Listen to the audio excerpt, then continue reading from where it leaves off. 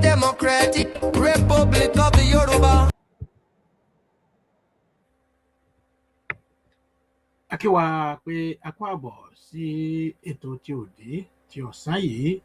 Òní ni ọjọ́ 24 oṣù keje ọdún 2026. Akíwa lógúnlógún, akíwa lọ́gbọ̀nlọ́gbọ̀n, ẹ kú àbọ̀ sórí ètò. Akí ẹ̀yin bàbá màmá wa, ẹ kú àbọ̀ sórí ètò tí ọ̀sán yìí. Ẹ ṣeun, ẹ kú àbọ̀. Ẹ jẹ́ ká bẹ̀rẹ̀ ètò náà ní pẹrẹu. Ẹ ṣé o. Are you ready?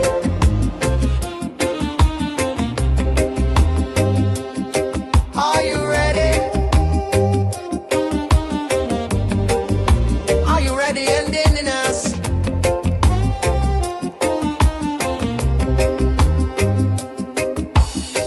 Yoruba people of Democratic Republic of the Yoruba. Are you ready? Yeah, yeah, yeah. Are you ready? Omo Alade. Are you ready?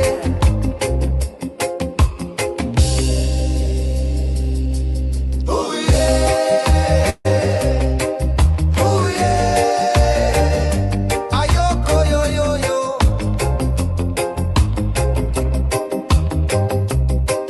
Oh yeah. Oh yeah. We gonna protect our divine blueprints. Ayo, ayo, ayoko yo yo yo yo.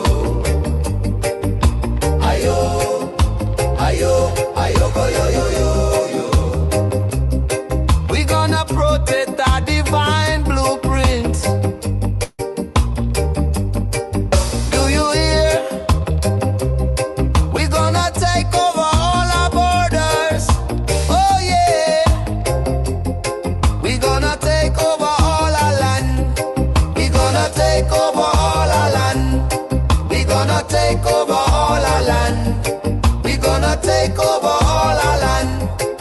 Do you hear?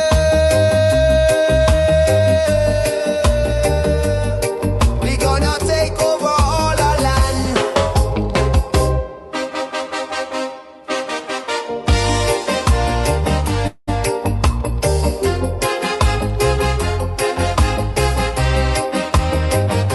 Don't be scared. God has used more upon Giri Lati actually. This year 2025 dollars. Do you hear?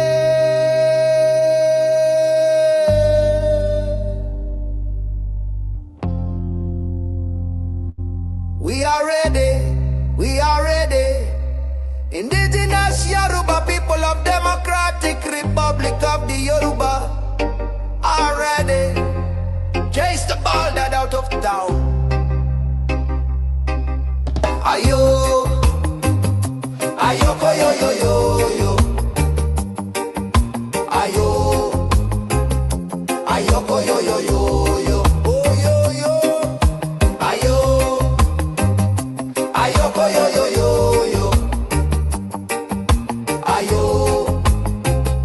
ayoko yo yo yo yo. Oh yo yo. Ayo,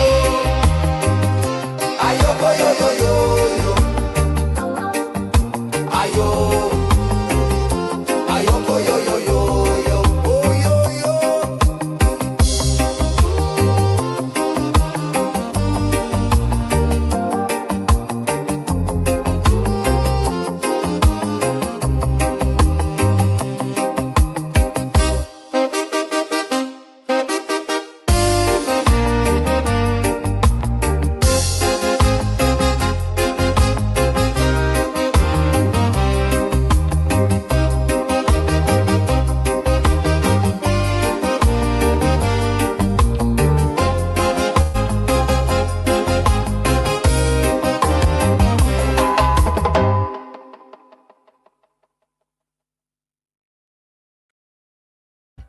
Mo kí gbogbo ẹ̀yin ènìyàn wa bí ẹ ṣe ń darapọ̀ mọ́ wa ní àsìkò yìí. A dúpẹ́ lọ́wọ́ yín, gbogbo ẹ̀yin bàbá màmá ẹ̀yin tẹ́ gbójú jáde, ẹ̀yin tẹ́ kò gbójú jáde, mo kí yín o, ẹ̀yin màmá wa. Bó ṣe jẹ́ pé àwọn màmá wa náà ni àkọ́kọ́ máa dé orí ètò. A ò mọ ibi tí àwọn bàbá wa lọ o, tí wọn ò kí fi gbójú síta, tó jẹ́ pé wọ́n máa ń wò wá lábẹ́lẹ̀ ni. Akíwa lógúnlógún, akíwa lọ́gbọ̀nlọ́gbọ̀n, akíwa tológun, akíwa tẹlẹ́sọ̀. A kí gbogbo ọmọ aládé pé ẹ kú ìfaradà. Àwa lájẹ ohun rere tó máa wà ní orílẹ̀-èdè wa. Ẹ ṣeun, mo kí yín o, ẹ kú àbọ̀. Mo kí yín káàárọ̀, mo kí yín kú àfẹ̀mọ́júmọ́, mo kí yín káàsán, mo kí yín kú rọ̀lẹ́, mo kí yín káalẹ́, mo tún kí yín pé ẹ kú ìyálẹ̀ta. Ẹ ṣeun o. Àní ilẹ̀ náà tó wà lọ́wọ́ wa, ìgbà tí ire rẹ̀ bá bẹ̀rẹ̀, a ò ní fi yín ṣe àwárí o, a ò ní fi yín ṣe àwátì o. A máa jọ jẹ orílẹ̀-èdè náà pẹ́pẹ́pẹ́pẹ́, a máa jọ jẹ ọrọ̀ orílẹ̀-èdè náà pẹ́pẹ́pẹ́pẹ́ ni. Ẹ kú àbọ̀, ẹ ṣeun. Ọmọ aládé, ẹ dìde kí a lọ gba nǹkan tó jẹ́ tiwa. Ẹ tágìrì dìde láti lọ gbọ́ ohun tó jẹ́ tiwa.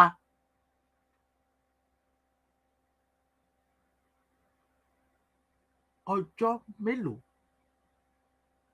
oṣù mélòó, sọ́dún kan ni? Rárá o. Mo sọ fún wa lánàá pé bí olè lóru ni o. Ǹjẹ́ olè máa ń dájọ́ fún wa kán tó wá jà wá lólè? Ǹjẹ́ àwọn amúnisìn, ǹjẹ́ wọ́n dájọ́ fún wa kí wọ́n tó sọ pé wọ́n wá ṣe foreign investment lórí ilẹ̀ yín? Ṣé wọ́n dájọ́ fún yín? Bí ẹ bá sì ní ẹ fẹ́ lọ pẹ̀lú ìyà tí wọ́n fi jẹ yín, bẹ́yìn náà wá fẹ́ kó àṣà yín lọ sílùú wọn, wọ́n tún sọ di pé kí bẹ́yìn bá dé ọ̀dọ̀ wọn, wọ́n ní illegal immigrant nìyẹn. Ìgbà táwọn dẹ̀ ń bọ̀ lórí ilẹ̀ yín, wọ́n ní àwọn ń lọ ṣe foreign investment. Investment tí wọ́n sì láwọn ń bọ̀ wá ṣe, ǹjẹ́ investment náà ń bọ̀ wá ṣe ni àbí ń bọ̀ wá jà wá lólè?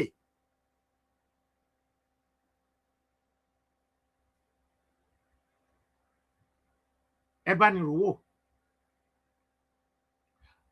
Bí amúnisìnṣẹ́ tó bá ń bọ̀ lórílẹ̀-èdè tiyín, wọ́n á ní àwọn foreign investment, tàbí kí wọ́n sọ pé àwọn NGO, tàbí kí wọ́n sọ fún yín pé àwọn FBI, tàbí kí wọ́n sọ fún yín wípé àwọn ní human right. Àbí bẹ́ẹ̀ kọ́? Oríṣiríṣi ọgbọ́n ni wọ́n lò fún yín, nítorí pé ọgbọ́n tí a ti lò, àlùmọ̀kọ́rọ́ yìí tí wọ́n ti lò láti ọdún 1914.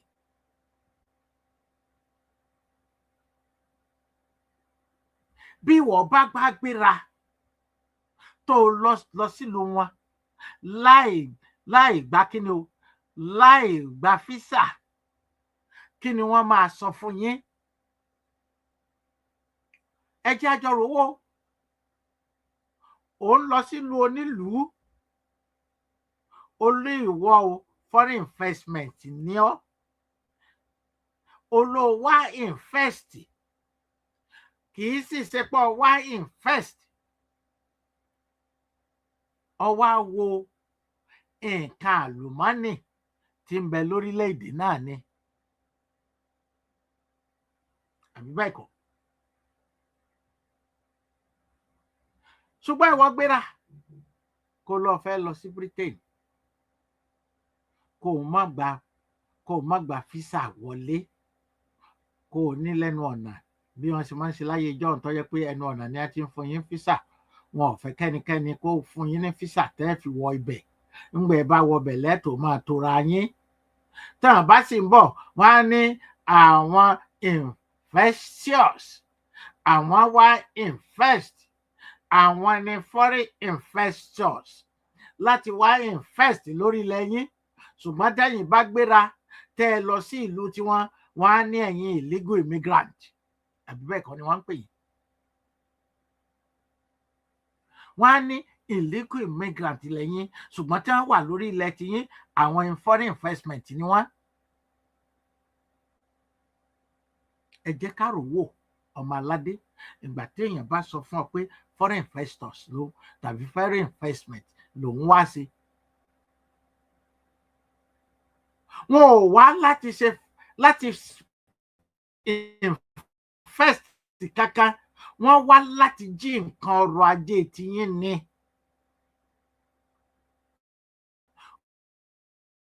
Tí kété tí a bá bẹ̀rẹ̀ tí àwọn aṣàkóso wá wo oríko iléeṣẹ́ wọ gbogbo secretariat wa pátá, gbogbo iléeṣẹ́ tó jẹ́ iléeṣẹ́ ti ọmọ Yorùbá, kò ní sí àyè fún foreign investors. Foreign investors kankan kò ṣẹlẹ̀. Foreign investment kankan kò ṣẹlẹ̀. Ilẹ̀ ọmọ Yorùbá ló ní ilẹ̀. Bí ò bá jẹ́ pé olè ni wọ́n, tí ò bá jẹ́ pé alọ́nilọ́wọ́gbà ni wọ́n, tí ò bá jẹ́ fìrídìí ọ̀kẹ́ alọ́kólóhùn kígbe ni wọ́n. Nítorí pé wọ́n jẹ́ fìrídìí ọ̀kẹ́, kéèyàn tó lọ wá láti 4 máìlì kó tó sọ̀kalẹ̀ wá bá àwọn ọmọ onílẹ̀ lórí ilẹ̀ wọn. Kí la fẹ́ pè wọ́n?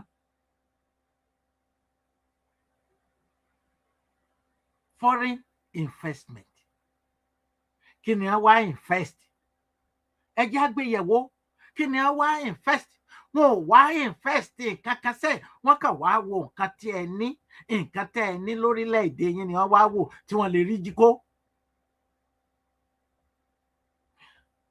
Bẹ́ẹ̀ bá rí wọn tí wọ́n gbé ìgò ka ojú, ẹ má rò pé ìgò lásán ní ń bẹ lójú amúnisìn o. Gbogbo bí ọrọ̀ ajé yín wà pátá ní kinní yẹn ń wò, tẹ́ ẹ mọ́ inú ilẹ̀ ní kinní yẹn ń wò. Ibi pàtàkì tí ọrọ̀ ajé yín wà, ó ní banakulasi ni wọ́n gbé sójú o bẹ́ẹ̀ bá mọ̀. Àwọn banakulasi tó jẹ́ pé ó ń wo inú nǹkan tó wà ní orí ilẹ̀. Àwọn dìndìnrín ọ̀bàyéjẹ́ láyé ijọ́ wọn á ní ọ̀yá abọ́bakú, ó yá tètè mú àlejò wa, mú wọn rin ìlú káàkiri. Ẹ̀yin náà dìde ẹ mú wọn máa rìn káàkiri. Gbogbo ibi tí ọrọ̀ ajé yín wà ni wọ́n ń fi ojú sọ́ni láti mà. Gbogbo ibi tí àlùmọ́nì ilẹ̀ yín wà náà ti rí.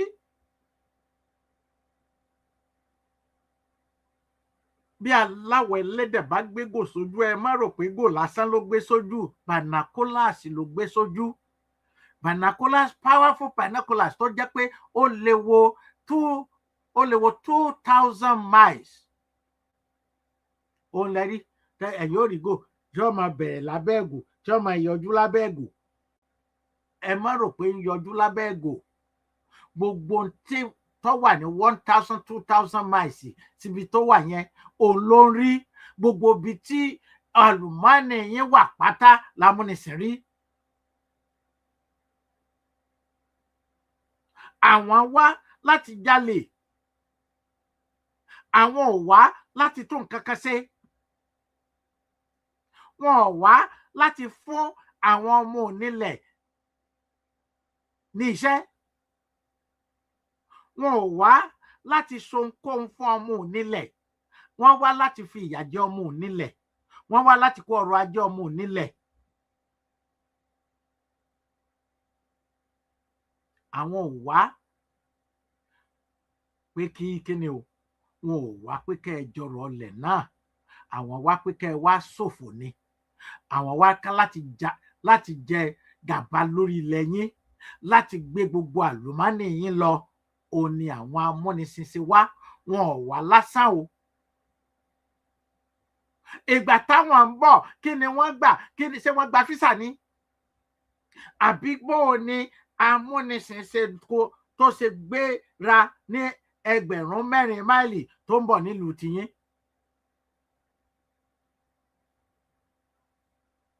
Wọn ò sì ní gba físà kankan tí wọ́n fi wọlé, torí pé wọ́n ní àwọn làwọn kó Nàìjíríà jọ, àwọn làwọn kóbi tí ò kì í ṣèlú jọ, nítorí pé ibùjókòó ṣòwò ní. Ibùjókòó ṣòwò lásán lásán ní ìlú arógòbògò jẹ́, àrèrèmáṣèlú. Lánàá mo sọ fún wa pé £556,000 òun ni Queen lọ ra Nàìjíríà. Mo sì tún sọ fún wa pé ẹ jọ̀wọ́ ẹ má rò wípé gbogbo ibi tẹ́ ń wò yẹn ní Nàìjíríà. Headquarter Nàìjíríà níbi ibùsọ̀ tí wọ́n ti ń ṣe okòwò Kebbi ló wà. Headquarter Nàìjíríà Kebbi ló wà. Royal Niger Area Company Limited. Wọ́n tún gbọ́ ya ni a tún yí sí Royal Niger and Benue Area Company Limited. £565,000 ni wọ́n ta o. Kẹ́ ẹ wá sọ fún mi, ẹ̀yin idiot tẹ́ ẹ pera yín ní Nàìjíríà. Ta ló fẹ́ pera Nàìjíríà nígbà tó mọ̀ wípé ibùjókòó ṣòwò ni, kò kì í ṣe ìlú? Àwọn ò wá pé káyé yín ó dá, àwọn wá láti jẹ gàba, láti bayé yín jẹ́ ni. Wọn ò wá láti tún ayé yín ṣe. Bí ò bá ṣe ọpẹ́lọpẹ́ màmá mo dúpẹ́ lọ lónìí nítorí ayé olóògbé Ọbíọ́lá tí mo fi tọ̀wọ̀tọ̀wọ̀ dárúkọ wọn.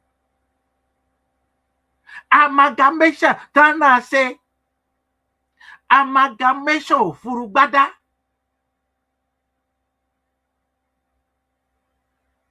Àbí nǹkan tó ṣẹlẹ̀ kọ́ nìyẹn?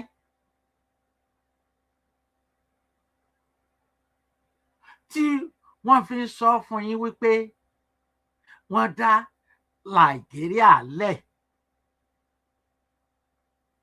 tí kò yí ọ̀pọ̀lọpọ̀ yín pé kò kì í ṣèlú, ibùjókòó ṣòwò ni. Ìgbà tí wọ́n sì dá amalgamation lẹ̀, àwọn ọmọ tí wọn ò tí ì bí, àwọn ọmọ tó pé ọdún méjì, àwọn ọmọ tí wọ́n pé ọdún mẹ́rin, àwọn ọmọ tí wọ́n pé ọdún 12, àbáwọn kọ́ ni a sọ fún yín pé wọ́n fi ọwọ́ síwèé, àtẹ̀yìn tí wọn ò tí ì bí, gbogbo wọn náà ni a sọ pé wọ́n fi ọwọ́ sí ìwé pé amalgamation àwọn ni wọ́n ṣe. Bóyá Sikh ńgbà náà ó jẹ́ ọmọ ọdún 12, àbí bẹ́ẹ̀ kọ́? Bóyá Awólọ́wọ̀ jẹ́ ọmọ ọdún 9, Tafawa Balewa ọmọ ọdún mélòó ni? Ahmadu Bello ọmọ ọdún mélòó ni? Gbogbo wọn ni a sọ pé wọ́n ṣe amalgamation náà. Àwọn tí wọn ò tí ì kúrò lọ́mọ tí tá a gbé kọ́rùn roko náà, àmọ́ tí ò tí ì wọ pátá kan náà ni a ṣe amalgamation fún yín. Ta ló jẹ́ àmọ́ gbogbo ẹ̀? Màmá wa ni o. Ẹnikẹ́ni tó bá sọ̀rọ̀ òdì sí màmá wa, tó jẹ́ ká mọ oríṣiríṣi nǹkan tó ń ṣẹlẹ̀, tó tún gba ìlú wa fún wa, kò sí bájá ṣe lè pẹ́ láyé tó, ẹran ògún ni wọ́n. Ẹnikẹ́ni tó bá sọ̀rọ̀ kọ̀rọ̀ sí màmá mo dúpẹ́ lọ lónìí nítorí ayé olóògbé Abíọ́lá tí mo fi tọ̀wọ̀tọ̀wọ̀ dárúkọ.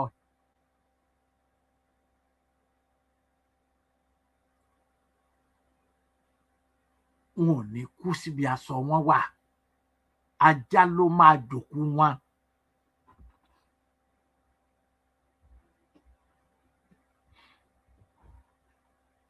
eléwo nínú yín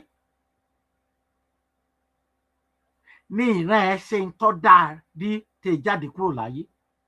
Eléwo nínú yín tẹ̀ ń bú màmá yìí? Eléwo nínú yín nídìílé tó ti bóde tó tí bàbá tàbí ìyá ẹ̀ ṣe nǹkan rere lórílẹ̀‐èdè Yorùbá? Èwo nínú yín ní á mọ orúkọ bàbá ẹ̀? Èwo nínú yín ní á mọ orúkọ ìyá ẹ̀? Àtẹni ó gbé yín òkè bí ẹran súnsun, àtàgbárí ọmọ Yakuba, àti àsìmú, àtonígèlè òfò, àtonífìlà ọ̀ràn. Eléwo nínú wọn, ẹ sọ fún mi, Ọmọ Aládé, eléwo nínú wọn sẹ́?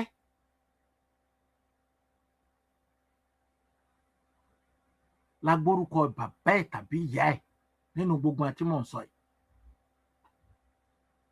Ta ló mòkòló wọn lọ́yọ̀ọ́?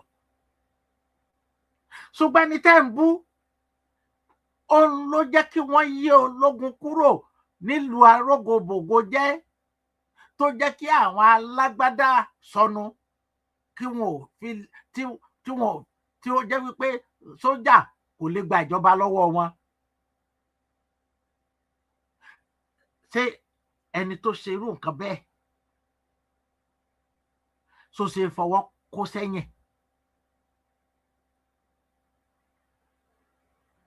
Ṣé ẹni tó ṣe nǹkan ràbìtì báyìí tó ṣe fọwọ́ kó sẹ́yìn? Àbí ẹni tí amúnisìn gangan tó ń rán lọ pé kó lọ kọ constitution fún ìlú Zaire tó ṣe fọwọ́ kó sẹ́yìn? Ta ni ọmọ ìdílé Onítìrí ní gbogbo ilẹ̀ Yorùbá? Ta ni ọmọ ọkọ màmá yẹn tó jẹ́ Abíọ́lá, bàbá wa Abíọ́lá? Ta ni ò mọ̀ wọ́n? Bẹ́yìn ọmọ aráyé tiẹ̀ pilẹ̀ tẹ́ ẹ ṣe ọ̀tẹ̀ pẹ̀lú bàbá yẹn tó, tẹ́ ẹ ní ọmọ bàbá yẹn o, 100 million ní aṣọ o, ó yí kinní kan má o, ó di kinní kan má o. Ẹ̀sán tó wù yín. Ẹni tí wọn ò bá sọ̀rọ̀ rẹ̀ láyé, a jẹ́ pé ẹni ọ̀hún ti kú. Èyí tó ti kú gan wọn ò tún sọ̀rọ̀ ẹ̀.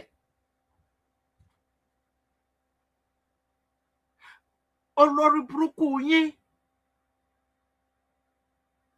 kí ló jẹ́ kí wọ́n máa kágbádá sọ́rùn bí ò bá ṣe ìgbà tí ọkọ màmá yìí kú ni màmá yìí yarí? Àbí 1993 ṣé ta ló fẹ́ sọ pé òun gbúrò ìyá yìí rí? Ṣùgbọ́n tẹ̀ àwọn tó bá ń ṣe ọ̀tẹ̀, bí wọ́n tiẹ̀ sọ pé ẹni tí wọ́n sọ̀tẹ̀ fún tí wọ́n lọ ọkọlé aláràbarà wọn á ní kí ló kọ́. Wọ́n á ní kí ló kọ́ ilé tó kọ́ tó jẹ́ pé ilé àbẹ̀rẹ̀wọ̀ ni. Bí wọ́n bá ní wọ́n ní ọ̀tá ẹni, wọ́n ní kí ìpòdù ọ̀yà, àbí bẹ́ẹ̀ kọ́? Ẹ̀yin Ọmọ Aládé, wọ́n lọ́tá ẹni òun pòdù ọ̀yà.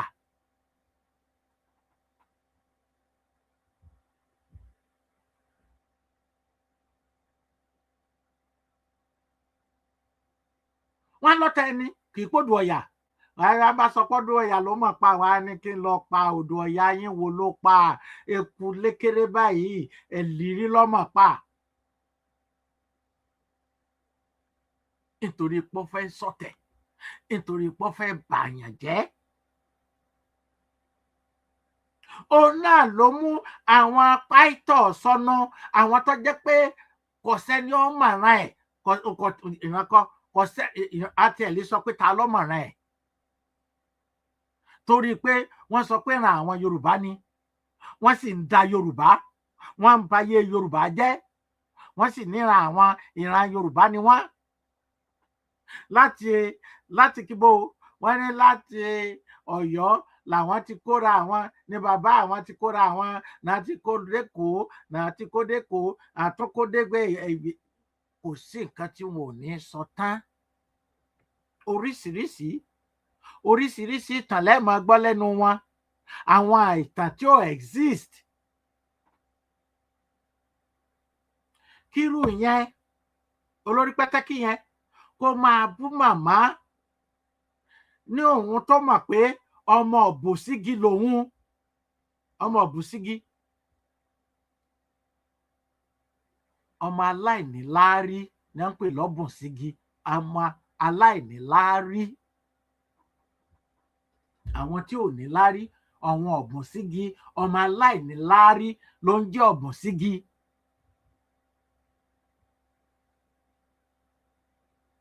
Èèyàn irú yẹn tó jẹ́ wípé ẹnìkan pè é nígbà tí ò ríbi lọ, wọ́n ní kó máa bọ̀, ìyẹn páìtọ́nà, ìgbà tí ò ríbi lọ, tọmọ kọ́, aya kọ́, ọ̀rẹ́ kọ́, kò sí ẹni tí ò kọ̀ wọ́n tán.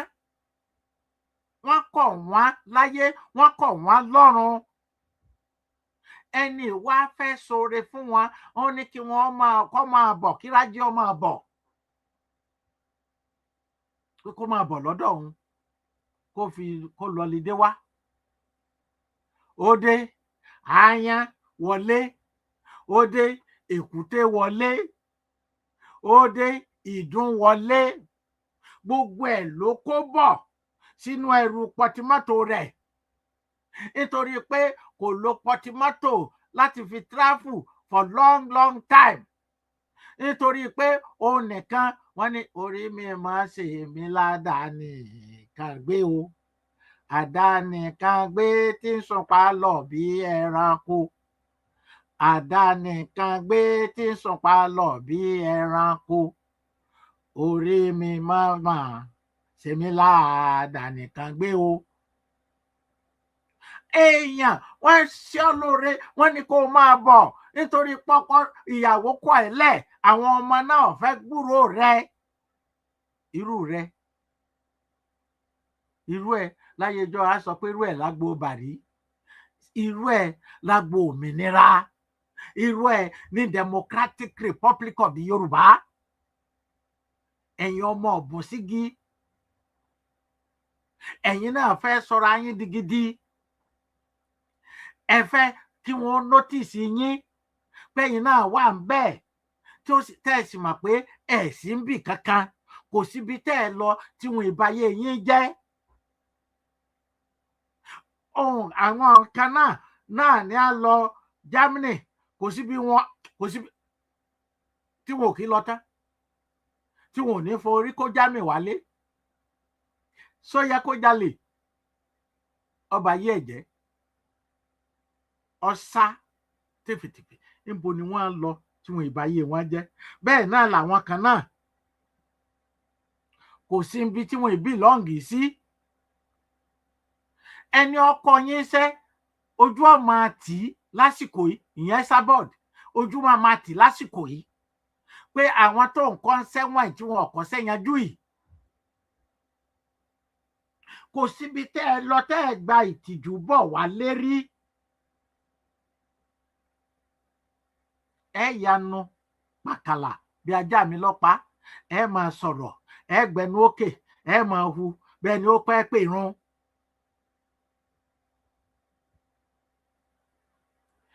Èèyàn mélòó ló kù sí ọ̀dọ̀ Rájí ọ̀hún tí ń sọ̀rọ̀? Gbogbo wọn tán jóbìnrin, gbogbo wọn ló fẹ́ na okó sí. Àtèyí tó gbégèlè tó gbé fìlà òfò dé orí,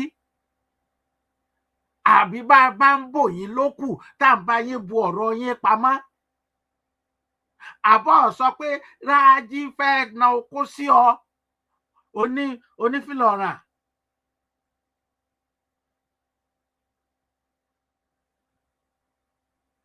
Kò sí ìyàtọ̀ nínú Rájí àti ìtòpẹrẹ ní ambassador at large nǹkan kan náà jọ làwọn tẹ̀ ń wò yẹn. Bird of the same feather fly together.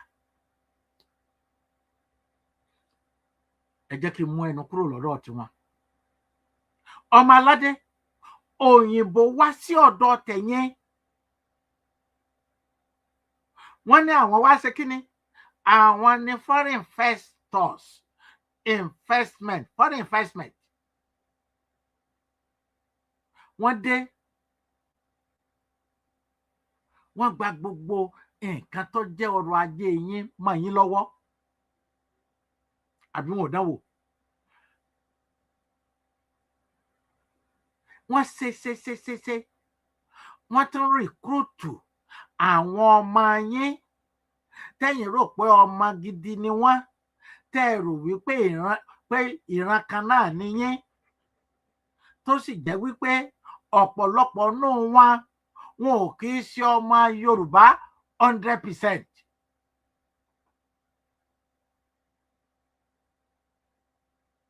Pàápàá jùlọ àwọn tí wọ́n pera wọn ní Mùsùlùmí, tí wọ́n pera wọn ní àlejò, torí pé gbogbo wọn náà ni wọ́n máa ń pera wọn ní òun àlejò kìíní kan, òun ni àlejò, nítorí gbogbo wọn ni wọ́n sọra wọn dàlejò. Wọ́n ṣe àlejò ní Mẹ́kà, wọ́n tún ṣe àlejò nílùú ilẹ̀ Yorùbá.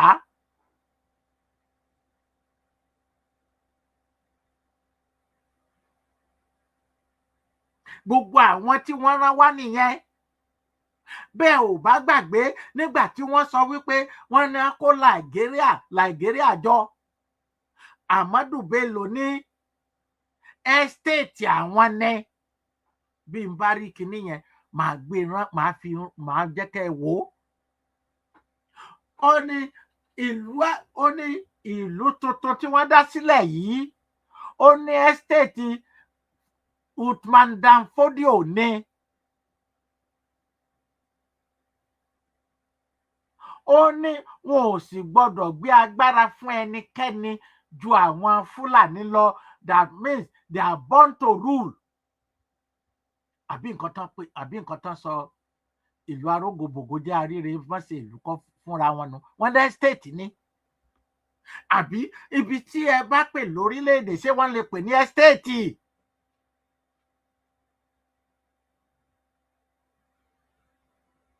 Wọ́n pè ní estate fún yẹn. Wọ́n lágbàlá bàbá ńlá àwọn ni. Àwọn làwọn gbọ́dọ̀ máa jẹ olórí. Àwọn làwọn gbọ́dọ̀ máa ṣe olórí. Àwọn làwọn gbọ́dọ̀ máa rule. Ẹnikẹ́ni ò gbọ́dọ̀ rule. Ẹnikẹ́ni ò gbọ́dọ̀ ní power tó kọjá tàwọn. Ó ń ṣẹlẹ̀ àbí ò ṣẹlẹ̀? Bí ò bá sọ pé lọ́pẹ́ màmá yìí sẹ́, ẹ̀ bá sì wà lábẹ́ Nàìjíríà ọ̀hún náà ni. Níbi tí Fúlàní ti gbọ́dọ̀ máa so lórí fún yín, tí Fúlàní gbọ́dọ̀ máa fún yín láṣẹ, tí Fúlàní máa pàṣẹ fún yín. Ta ni jẹ́ Fúlàní? Mo wo gbogbo àwọn nǹkan wọ̀nyí, gbogbo ibi tí wọ́n ti wá, Futajalon, Libya, Sudan, gbogbo ibi tí àwọn táwọn yìí ti wárè, àti Senegal, gbogbo ibi tí wọ́n ti wárè, àti Mali, gbogbo ibi tí wọ́n ti yọra wọn bóde nìyẹn. Ẹ̀yin náà mọ̀ Uthman Dan Fodio ńbo ló ti wá Futajalon? Sọ́jọ́ ọmọ Nàìjíríà bọ́jọ́ ọmọ Haúsá, sọ́jọ́ ọmọ Yorùbá, sọ́jọ́ ọmọ Yíbò. Ó ní àwọn Fúlàní wọ̀nyí nítorí pé àwọn ní Gẹ̀ẹ́sì gbé agbára lé lọ́wọ́. Ìtorí wọn ni wọ́n fi dá Nàìjíríà sílẹ̀. Tí ò bá yí ọ̀pọ̀lọpọ̀ yín, ìwọ tó bá ń pera ẹ ní Nàìjíríà, ó dìgbà Nàìjíríà tó bá ṣẹlẹ̀ sí ọ lóòótọ́ mọ̀ pé kì í ṣèlú. Mo ní àwọn fídíò kan síbí kẹ́ ẹ lè mọ̀ pé kì í ṣèlú. Ọlọ́pàá, wọ́n fídíò ọlọ́pàá báyìí, wọ́n fídíò rẹ̀, wọ́n ṣe rádaràda. Àwọn tí wọ́n fídíò wọn, wọ́n láti máa wọ́ wọn lẹ̀ pé irú èèyàn pẹ̀lú ìlú wo leléyìí pé léyìí ò kì í ṣèlú níbi tí ọlọ́pàá tó ti open lè béèrè tó ti ń béèrè wípé wọ́n gbọ́dọ̀ fi ìṣàkọ́lẹ̀ fún àwọn ìṣàkọ́lẹ̀ tí mò ń sọ ní bribery and corruption o wọ́n ń fídíò wọn báyìí ó béèrè ìwé lọ́wọ́ wọn wọ́n fún ní ìwé wọ́n fún ní gbogbo nǹkan tó yẹ kó wọ́n fún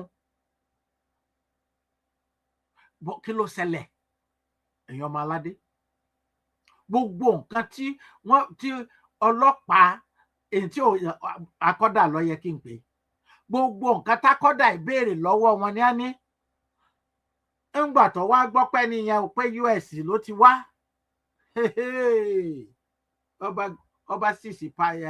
ọba sísì driving license ẹ̀.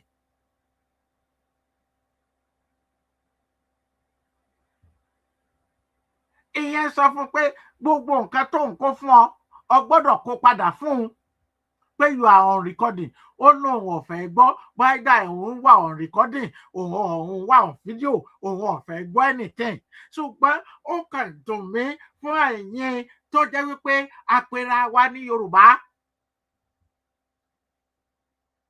wọ́n kó àwọn ọmọ lọ àwọn ọlọ́pàá sì ráàyè wọ́n ṣe tó wù wọ́n tún lọ mọ́ǹtì road block ṣé wọ́n mọ́ǹtì road block nítorí pé kí wọ́n lè káàkiri àwọn ajínigbé ni bí wọ́n bá gbọ́ pájínigbé ń bọ̀ lójú ọ̀nà tàbí àwọn x-men tàbí àwọn ayas tàbí àwọn terrorists wọ́n ń bọ̀ lójú ọ̀nà kì í ṣe pé wọ́n fi pápá bora kọ́ ni ọ̀ kí wọ́n pàṣẹ wọn bọ́yá ọ̀gá ń bọ̀ tí pọ̀ mọ́ sẹ́ òun kọ́ ni wọ́n ṣe tí wọ́n fi pàṣẹ àwọn wọ̀nyẹn kan kọjá lọ àbí bẹ́ẹ̀ kọ́.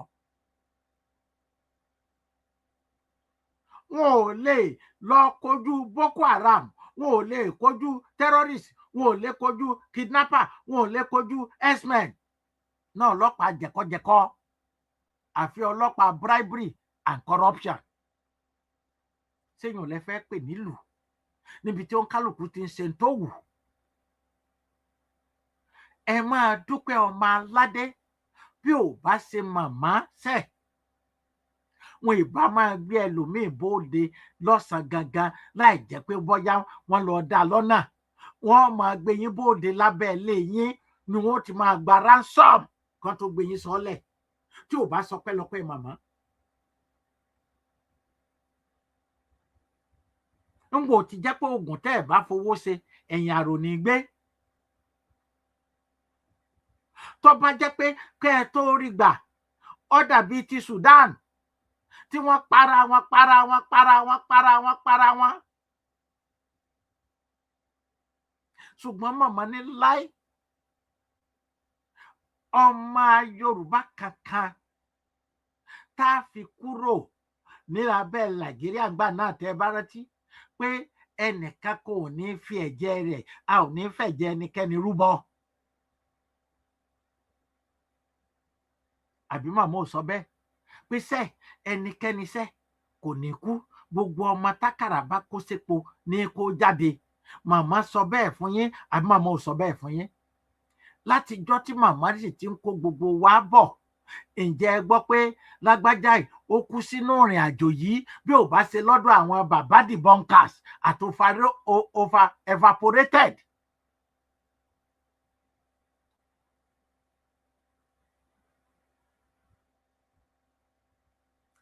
èèyàn mélòó ló sọ ẹ̀mí ẹ̀ nù ní ìgbà tí a ti ń tẹ̀lé màmá bọ̀ tí ì ṣe àwọn ọlọ̀tẹ̀.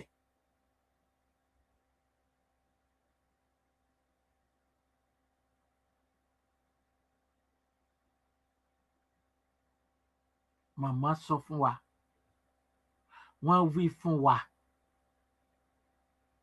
wọ́n ní Nàìjíríà kì í ṣèlú ibùjókòó ṣòwò ní tóníkálukú wa ń yára mú tiẹ̀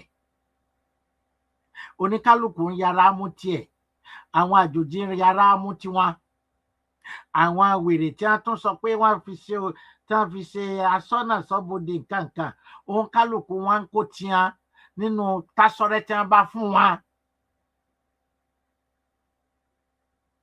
ṣé ìlú nìyẹn níbi tí àwọn sójà tí wọ́n fún wọn ní 50,000 naira per month tí wọ́n sì tún ra aṣọ 50,000 naira? Who does that? ṣé ìlú nìyẹn? ẹ wo aṣọ tí àwọn ológun wá wọ̀ nígbà tí wọ́n ṣe ìfilọ́lẹ̀ ìlú wa ní 2024. so lè fi irú aṣọ tí àwọn ológun wọ̀ ńgbà náà wé àwọn ológun Nàìjíríà?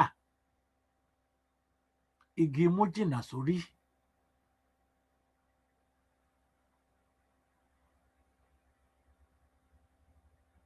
ọmọ aládé, a gbọ́dọ̀ dìde, má jókòó nǹkan rí ò lè kàn ọba jókòó kalẹ̀. kò sí ẹni nǹkan rí lè kàn kó lóun jókòó kalẹ̀, òun jókòó lé, kó má bọ́ ta, kó wá ní nǹkan rí ọkàn òun. bó ní nǹkan rí ṣe fẹ́ kàn ọ́, àbí bí ọba kàn ọ́ pa.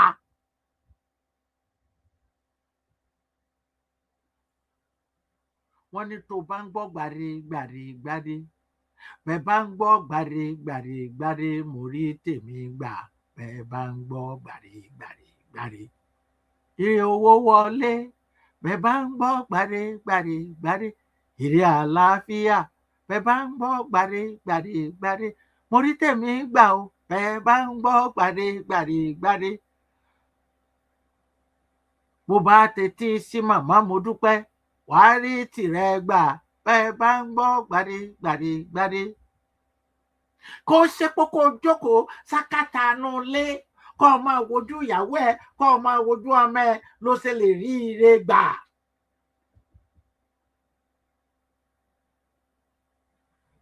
àbí a ò gbọ́ nígbà tí wọ́n sọ fún wa pé Bíbélì sọ pé ìgbàgbọ́ láì ṣiṣẹ́ pé òkú ni, àbí bẹ́ẹ̀ kọ́ ni a sọ? ìwọ tó sọ pé o fẹ́ pera ẹ ní ọmọ Democratic Republic of the Yorùbá, tó o bá ṣiṣẹ́ dójú àmì, tó gbogbo èèyàn tí gbogbo wa bá ṣiṣẹ́ dójú àmì, òun la tó lè rí ọ̀rọ̀ ìlú náà jẹ.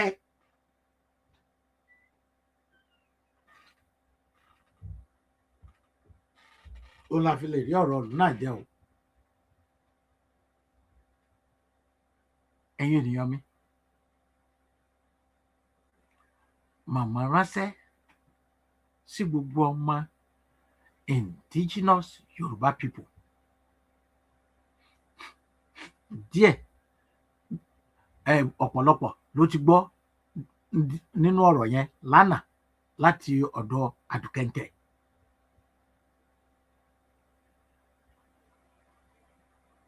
ìwọ tó o bá mọ̀ bó o fẹ́ níyàwó tàbí ní ọkọ, ẹ ò gbọ́dọ̀ ṣe arédè ìta o. èyí ò ní wípé kẹ́ ẹ ti máa fi kinní rira yín dì í. màmá fẹ́ kí gbogbo yín tẹ́ ẹ bá fẹ́ lọ́kọ tàbí tẹ́ ẹ fẹ́ láya, ẹ gbọ́dọ̀ rìn ní ọ̀nà tí àwọn baba ńlá wa rìn láyé jọ́hun.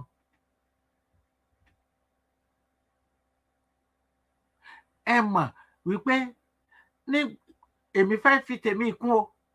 nígbà yẹn tí wọ́n bá fẹ́ obìnrin,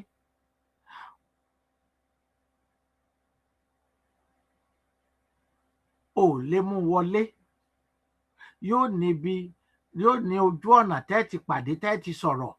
bẹ́ẹ̀ bá dẹ̀ ti sọ̀rọ̀ tán, kò sí ọ̀rọ̀ pé ká máa fọwọ́ bọra ẹni lára, ká máa gbé ẹnu sí àyà ẹni, ká máa fẹnu koni lẹ́nu, ká máa fingafínga. kò ní sí gbogbo yẹn nígbà yẹn, wọn ò ń ṣe.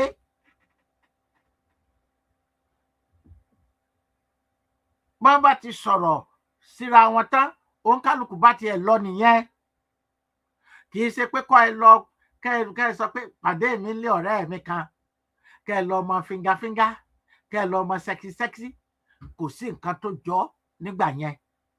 Ẹ mọ̀ pé àwọn baba ńlá wa gan wọ́n máa ń sọ pé ẹni à ń gbé ìyàwó bọ̀ wá bá kì í gbé ẹsẹ̀ gànà wòran. Àbí wọn sọ bẹ́ẹ̀? Àbẹ́ ọ̀pọ̀lọpọ̀ yóò gbọ́ òwe yẹn. Pé ẹni à ń gbéyàwó bọ̀ wá bá kì í gbé ẹsẹ̀ gànà wòran.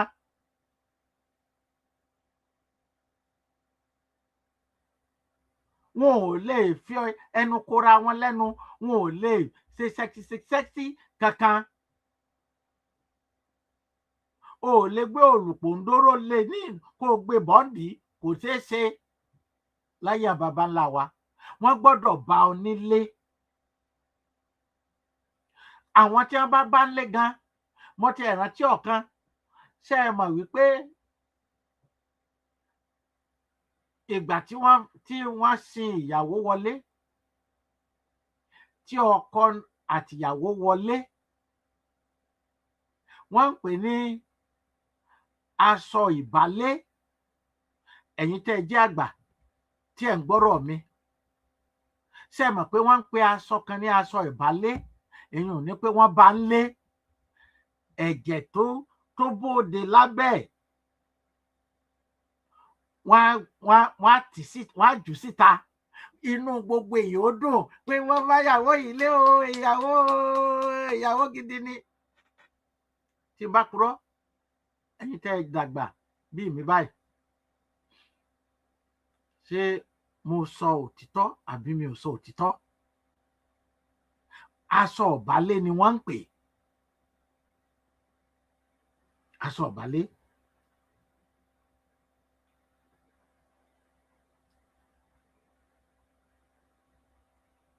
Torí ó ṣojú mi ni o, ni mo ṣe ń sọ. Mo lè kéré ńgbà náà o, ṣùgbọ́n mo mọ nǹkan tó ń ṣẹlẹ̀. Àwọn ẹlẹgbẹ́ ìyàwó ni ó tẹ̀wọ́ gbà á. Bó bá ti jù tí bí ọkọ ìyàwó bá ti sọ síta, àwọn ẹgbẹ́ ìyàwó ni wọ́n gba nǹkan tá à ń wí. A sọ pé nígbà tí òyìnbó dé tó ba ayé yín jẹ́, tó gba ìjẹ́ òyìnbó ọmọ yín, tó jẹ́ pé bẹ́ẹ̀ bá fẹ́ bẹ́ẹ̀ kí wọ́n tẹ̀ tó fẹ́ra wọn gan, wọ́n ti kó gbàsùn fúnra wọn rẹpẹtẹ. Òmíì gan kan tó fẹ́ sínú ilé, ó ti ṣẹ́yún bíi 5 fún ẹ̀ tó fẹ́. Mi kò tí ì tàsíkò, iṣẹ́ mi ò lọ déédéé, so lè tí ì lé ọmọ báyìí, mi ò lè tí ì fẹ́ ọ báyìí. Ìyàwó gan ti di adélébọ̀ ká tó fẹ́ wọlé, torí pé ó ti ṣẹ́yún, torí pé ìyàwó ló tó gbé, ọkọ ò tó gbé. Màmá ní ò sí nǹkan tó jọ gbogbo ilé. O gbọ́dọ̀ bá yàwó ẹ̀ ńlé, o gbọ́dọ̀ bá ńlé. Kì í ṣe pé kẹ́ ẹ ti máa jíra yín jẹ kó tó di ìgbà tẹ́ fẹ́ ṣègbéyàwó. Kì í sì ṣe ìgbéyàwó tí olóyìnbó la fẹ́ ṣe o. Bí àwọn baba ńlá wa ṣe ń ṣe ìgbéyàwó láyé ìjọ́un, tí wọ́n ń ṣe fẹ́ ní iṣu lọ́kà, tí ò sí pé wọ́n ti ń jíra wọn jẹ kán tó wọlé ara wọn. Ìjọ tó bá wọlé ló wọn tó máa fojú kanra wọn, ní wọn tó máa jọ rí ìhòòhò ara wọn. Kì í ṣe ìgbà tó jẹ́ pé wọ́n wà ń ta ní àti ẹ̀ tí nǹkan tó bá tiẹ̀ kọjá ìhòòhò gan, wọ́n ti jọ ní ipò. Màmá ní kò ní sí nǹkan tó jọ yẹn mọ́.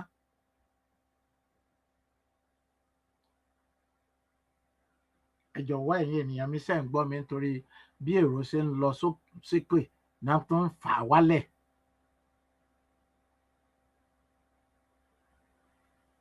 Bẹ́ẹ̀ bá ń gbọ́ mi, ẹ sọ fún mi pé ẹ ń gbọ́ mi. Láyé ìjọ́un, ọ̀báyàwó ẹ̀ ń lé, ìtìjú ni yóò padà lé bàbá ìjọ náà. pé o bá ìyàwó rẹ nílé, ìyàwó ẹ máa padà lọ lé bàbá ẹ̀. Bí a ṣe sìn wá sínú ilé ẹ náà ni wọ́n ṣe sìn jáde. Pé òun ọ̀bá ìyàwó òun lé, òun kọ́ lòun sì jábàálẹ̀ díẹ̀. Òun kọ́ lòun jábàálẹ̀ díẹ̀ o. Bẹ́ẹ̀ ṣe sìn wá yẹn náà lẹ́ẹ̀ ṣe sìn padà. Wọ́n ò ní kí bàbá ẹ̀ wá mú un pé nǹkan àtijú gbáà ni. Ǹjọ́ ń ṣẹlẹ̀ lásìkò yìí? Kò ṣẹlẹ̀ lásìkò yìí nítorí wípé ǹjẹ́ ènìyàn wa wọ́n ti gbà lọ. Àwọn òyìnbó wọ́n ti fi nǹkan mìíràn rọ́pò fún yín. Ibi tí wọ́n fi ṣe nǹkan àrọ́pò jù fún yín ni òyìnbó sọ fún ọ pé me and my wife, me and my husband. Ìjọyìnbó gan fún rẹ̀ ǹjẹ́ practice ẹ̀. One man, one wife. Ìjọyìnbó practice ẹ̀. Náà tí wọ́n wá gbé fún yín. Tó o bá ti bá ìyàwó ẹ lé tí ìṣèwọ lọ jábàálẹ̀, o ní ráìtì láti dá padà kó o gba gbogbo nǹkan tó o san ní owó ìyàwó lọ́wọ́ bàbá ìyàwó àti ìyá ìyàwó. In those days, bí èmi ṣe gbọ́njú nìyẹn o.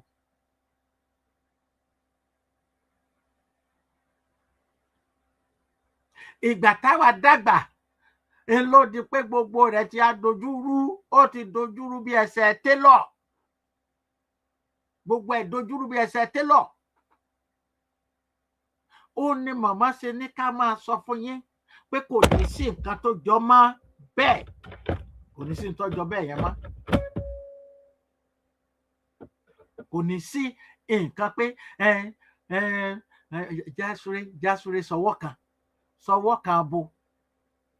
Àní wọ́n gbọ́dọ̀ bá ọ nílé, ọkọ ẹ gbọ́dọ̀ bá ọ nílé. Kò sì sí àyè fún ẹnìkan kó sọ wípé òun lọ́kọ sílé, kó tún máa lálẹ́ rẹpẹtẹ síta, kó máa sọ wípé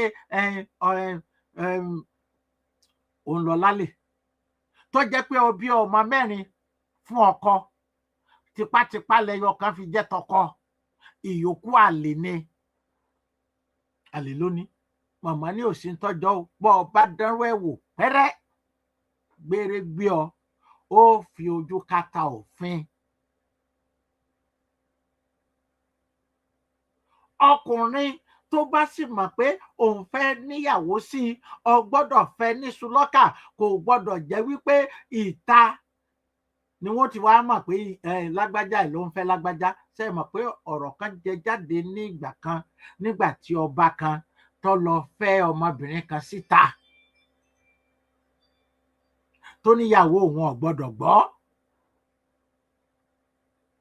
Irú nǹkan báyìí ò gbọ́dọ̀ ṣẹlẹ̀ ní ilẹ̀ Democratic Republic of the Yorùbá, IYP. Bó o bá níyàwó sílé, o bá ní 2, o bá ní 3 sílé, tó o bá fẹ́ ní mi, kò ìṣepá lè ló fi ṣe. O máa mú wọlé ní. Ìyà ò sì gbọ́dọ̀ jẹ́ gbogbo yín. Bẹ́ẹ̀ bá ṣe 10 lẹ́wà nínú ilé yẹn, tọ́jọ́bìnrin tọ́jẹ́ ọkọ ẹyọkan lọ́fẹ́ yín 10. Ìrẹ́pọ̀ gbọ́dọ̀ wà láàrin gbogbo yín. Ntí ọkọ bá rà fún kìíní lọ́gbọ́dọ̀ rà fún kejì, lọ́gbọ́dọ̀ rà fún kẹta, lọ́gbọ́dọ̀ rà fún kẹrin, lọ́gbọ́dọ̀ rà fún karùn-ún, lọ́gbọ́dọ̀ rà fún kẹfà, lọ́gbọ́dọ̀ rà fún keje, lọ́gbọ́dọ̀ rà fún kẹjọ, lọ́gbọ́dọ̀ rà fún kẹsàn, lọ́gbọ́dọ̀ rà fún ìkẹwàá. Ìjà kankan ò gbọ́dọ̀ ṣẹlẹ̀ láàrin ara yín nínú ilé náà. Bó bá ṣẹlẹ̀, ó máa fi ojú kàtà òfin. Ìrẹ́pọ̀. Àwọn baba ńlá wa wọ́n níyàwó 10. Gbogbo wọn inú ọ̀dẹ̀ kan náà ni gbogbo wọn sì gbé. Torí pé bí mi ò mọ̀ ọmọ ti bàbá mi o àti ìyàwó tó jẹ́ ìyàwó fún màmá mi as well. Inú ilé kan náà ni gbogbo wa ń gbé. Inú odó kan tí wọ́n bá gún iyán, èmi gan ti gún yán rí nígbà mo wà kékeré. Bó sì ṣèlùbọ́ ni, tí tẹ́ mọ̀ pé láyé ìgbà yẹn kò sẹ́rọ, èlùbọ́ odó la fi ń gún èlùbọ́.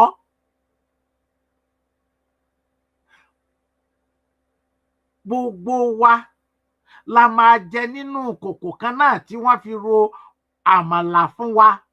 Bó sì ṣe yán lagún ni, ọbẹ̀ kan náà ní gbogbo wa tá a jẹ́ ọmọ o, àtìyàwó o, àtìyálé o, gbogbo ibì kan náà ní gbogbo wa ti ń jẹun.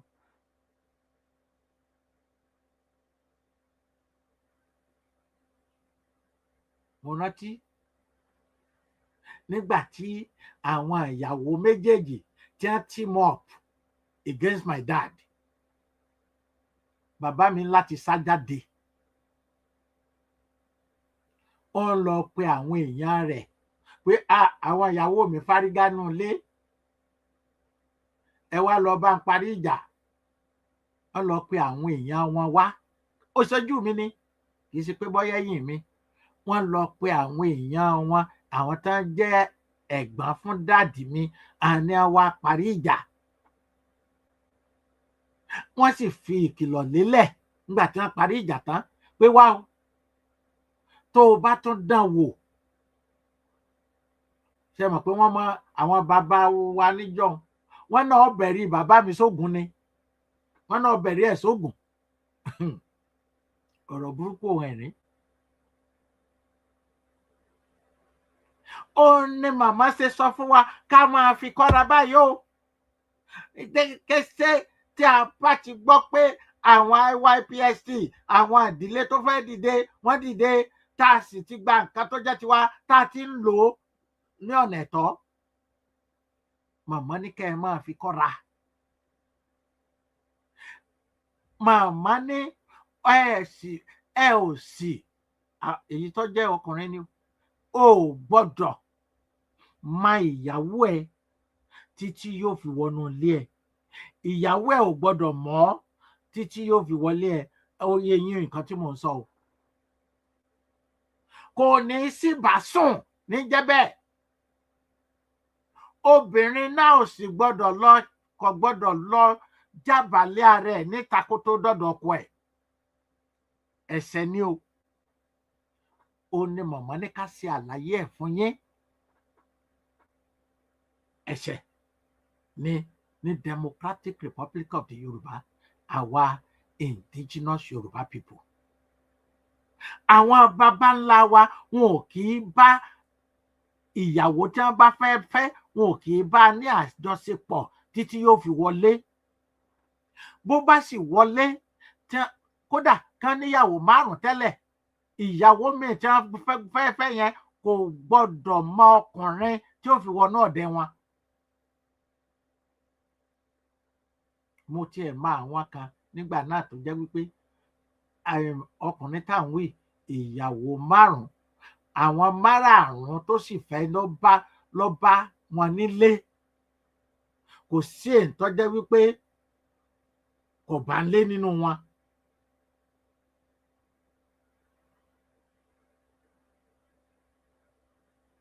Gbogbo wọn ló bá lé. Ẹ wá sọ fún mi, ǹjọ́ ṣẹlẹ̀ láyé ìsìn? Even àwọn tí ń pera wa ní me and my husband, ǹjọ́ kọ́ bá ń lé rí? Ǹjọ́ kọ́ bá ń lé? Ọkọ gan fúnra ẹ̀ kò ti, òun gan ti di kí la ti ń pè síta. Ìyàwó gan ti jájà kó tó wọlé. Ìyàwó míì tó wọlé tán, ọkọ kò lè bóòsì pé gbogbo ọmọ bó ṣe ọmọ 5 ni ọkọ ló bí fọ́kọ. Ọkọ bá lọ ṣe DNA test, yóò rí i pé bóyá kò tiẹ̀ sí kankan nù ọmọ tó ti ń tọ́ tó jẹ́ ọmọ rẹ̀ nínú ilé, tó jẹ́ ọmọ ọkọ nínú ilé. Màmá ní ò gbọ́dọ̀ sírú ẹ̀ o. Ẹ̀ṣẹ̀ ẹni tó bá dán wò yóò fi ojú kàtà òfin. O gbọ́dọ̀ lọ́kọ sílé kó o tó wá sọ wípé òun lọ yan àlè níta. Màmá lẹ́ni ó bá dán wò yóò fojú kàtà òfin. Ṣé ẹ mọ̀ pé mo ti sọ tẹ̀yìn ọkùnrin fún yín?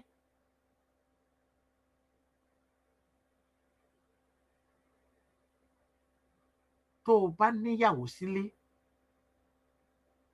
o gbọ́dọ̀ lálè síta. kò gbọ́dọ̀ sí àlè kankan fún ọ níta. Àwọn ò gbọ́dọ̀ gbọ́ pé o lálè síta. Tó o bá lọ lálè síta, ó fi mú kàtà òfin, ó fojú kàtà òfin.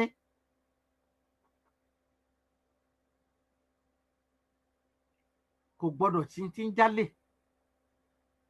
O gbọ́dọ̀ fẹ́ níṣu lọ́kà. Àwọn tó bá sì wà nílé, o ò gbọ́dọ̀ fìyà jẹ ẹnì kankan wọn. Ẹ ò gbọ́dọ̀ ní gbólóhùn asọ̀kẹ́ pẹ́ ń jà tára àtà fi bá yín dá sí.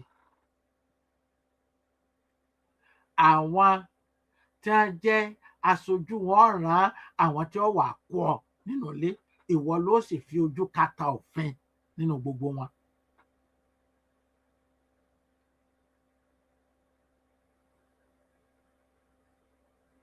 Ìwọ ló máa fojú kàtà òfin.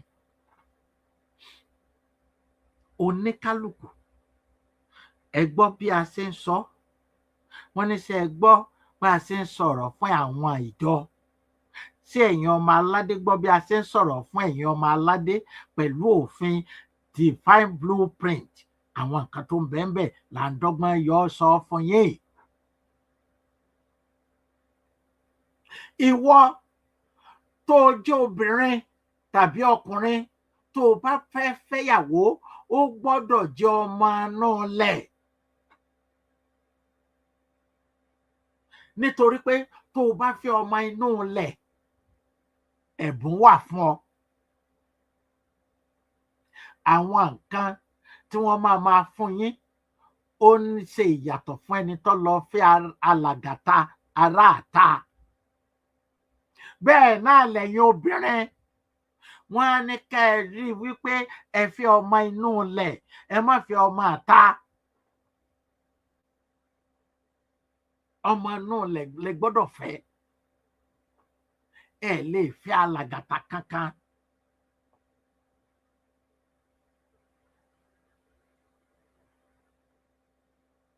Ẹ jọ̀wọ́ o.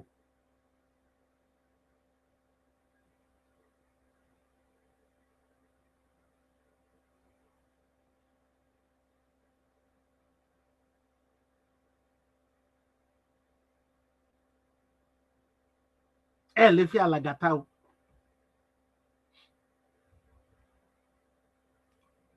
Ẹ̀yin náà wo gbogbo ohun tí ń ṣẹlẹ̀ nílùú.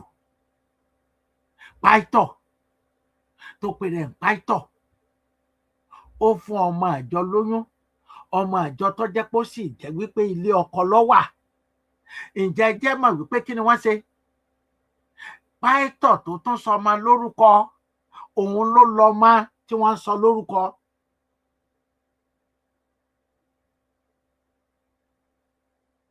Ẹ jẹ́ n fi hàn yín. Ẹ ní sùúrù o, torí àwa ò kì í sọ nǹkan. Ó ní màmá ṣe ń sọ ọ̀rọ̀ tó ń sọ o. Ẹ má rò pé màmá kàn ń sọ̀rọ̀ lásán ni o, pé màmá ò mọ nǹkan tó ń sọ. Mò ń bọ̀ o, ẹ ní sùúrù fún mi. Ẹ wò.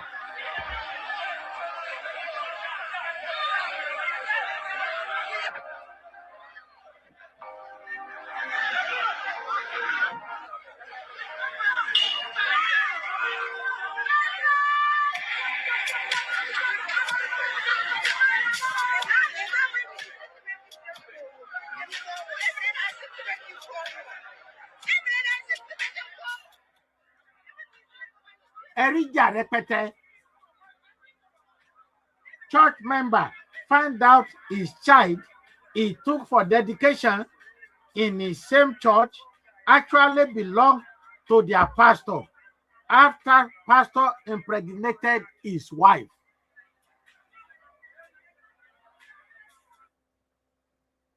Tó yẹ wa, kẹ́ ẹ má rò pé màmá ò mọ nǹkan tó ń sọ. Kẹ́ ẹ má rò pé màmá ò mọ nǹkan tí ń wí. Nǹkan tó wà nínú divine blueprint ni. Nǹkan tó wà nínú divine blueprint. Ìdéwájú dẹjọ́ ìdẹ́yìn ìdásọ. Make sure pọ́ máa nù lẹ̀ lọ́fẹ́.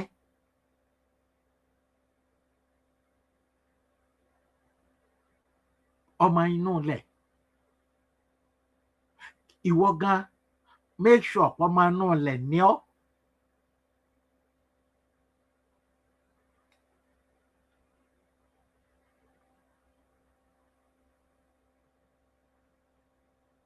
Ohun ló lè jẹ́ kí ìran wa kó pọ̀ sí.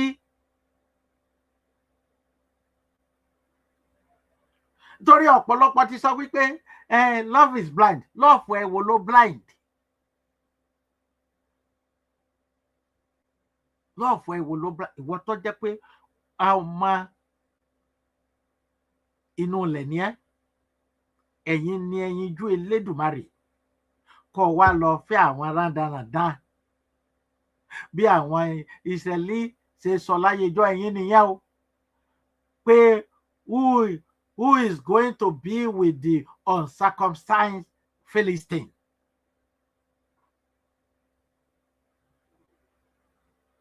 Ṣé ẹ rò pé ayé àwọn ìgbàgbọ́ tàbí ìmọ̀le ni wọ́n ti ń ṣe circumcision fún ọmọ ní? Tọ́jú ọkùnrin kì í ṣobìnrin o, mi ò sọ̀rọ̀ obìnrin torí mi ò rí bí wọ́n ti ń gé ìdí obìnrin rí.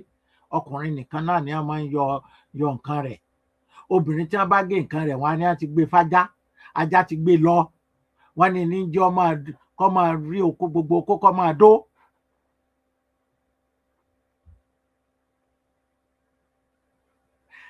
Èrè wà nínú pé kó o jẹ́ ọmọkùnrin kó o fẹ́ ọmọ inú ilẹ̀ tí ẹjọ́ jẹ́ nǹkan kan náà nítorí wípé ìran yín ò ní parun.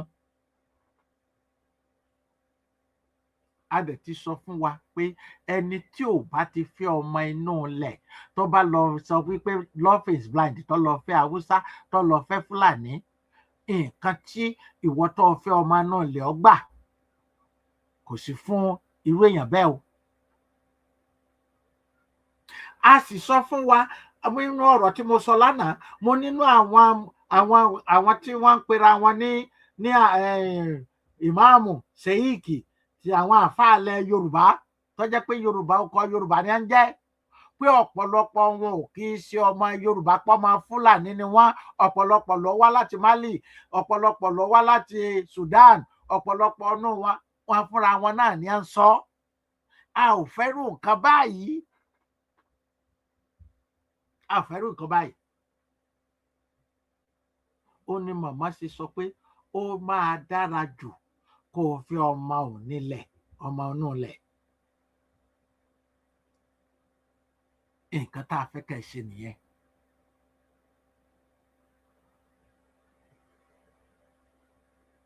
Nítorí pé bó o bá fẹ́ ọmọ inú ilẹ̀, ọmọ onílẹ̀, tí ọmọ onílẹ̀ fẹ́ ọmọ onílẹ̀, èrè rẹpẹtẹ ní owó nǹkan tí wọ́n gbèsè ní gbèsè ayé ẹ̀ gan, tí Democratic Republic of the Yorùbá IYP ó gbèsè nínú gbèsè ayé ẹ̀ kò ní kéré. Kódà wọ́n lè ṣe sponsoring fún ọ láti ṣe gbogbo nǹkan tó yẹ kó ṣe kán ṣe fún ọ. Òun la ṣe ń sọ fún yín, ẹ fẹ́ ọmọ inú ilẹ̀, ẹ má fẹ́ alàgàtà, ẹ má fẹ́ àjòjì wọlé. Ẹ mọ irú àjòjì tẹ́ ẹ ti fà wọlé, ó ní ó jẹ́ kẹ́nu ọkà kankan nínú ọmọ ilẹ̀ yín lásìkò yìí. Ẹ rántí pé ńgbà tí ọmọ onílẹ̀, àwọn ọmọ inú ilẹ̀ wà níbi 1993, 1980, in the 60s, tí ọmọ onílẹ̀ jẹ́ ọmọ onílẹ̀ tí ò sí àwọn alàgàtà tí wọ́n fẹ́. Ẹ ṣeun. Ó ní màmá ní ká sọ fún wa o. Mo wíire àbí mo wíire o. Ẹni tó bá fẹ́ kó tó di pé pè wọlé, ẹ jẹ́ kí n fi àwọn ọ̀rọ̀ wọ̀nyí. Ẹ̀yin tí ẹ bá mọ̀ pé ẹ lè fi owó ránṣẹ́, ẹ jọ̀wọ́ ẹ fowó ránṣẹ́ lásìkò yìí. Ẹ̀yin tẹ̀sí tí ń fi ránṣẹ́, kò ní sú yín, kò ní rẹ̀ yín o, àpò yín ò ní gbẹ o. Wọ́n ní kólóbó kan kì yóò gbẹ, bẹ́ẹ̀ ni àpò ìyẹ̀fun kan kì yóò gbẹ, bẹ́ẹ̀ ni òróró kì yóò gbẹ nílé yín. Owó kò ní ṣàgbà yín o. Ẹ máa ní owó, àníkún owó, àníkún ọrọ̀ fún gbogbo yín. Ẹ̀yin tó sì jẹ́ wípé ẹ fẹ́ fi sílẹ̀ ṣùgbọ́n ọwọ́ ò tí ì kẹnu, Olúwa ó pèsè fún yín. Ẹ fi owó ran ìran yín lọ́wọ́. Sẹ́yìn pé gbogbo ìgbà ni mo máa ń sọ̀rọ̀ yìí, àwọn tó tiẹ̀ jẹ́ fake Israeli 1945 àti 1947 wọ́n ń ṣe ọ̀rọ̀ yìí dọ̀túnla. So la ṣe ń sọ fún ẹ̀yin ọmọ onílẹ̀, ẹ̀yin ọmọ inú ilẹ̀, ẹ fi owó ran ìran yín lọ́wọ́, nítorí pé àwọn akọni wa tán fẹ́ jáde, ó ní àwọn nǹkan tí wọ́n náà gbọ́dọ̀ ṣe kan tó lè jáde. Èèyàn láṣẹ ní kẹ́ ẹ fi owó ran ìran yín lọ́wọ́. Ẹ ṣeun. Ẹnikẹ́ni ẹ̀yin tó bá fẹ́ jọ IYPST tẹ́ ẹ fẹ́ darapọ̀, ẹ darapọ̀.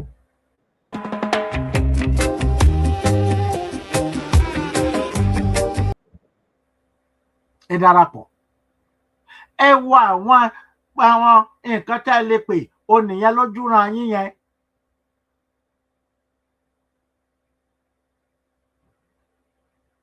Àwọn tẹ́ ẹ lè pè nìyẹn.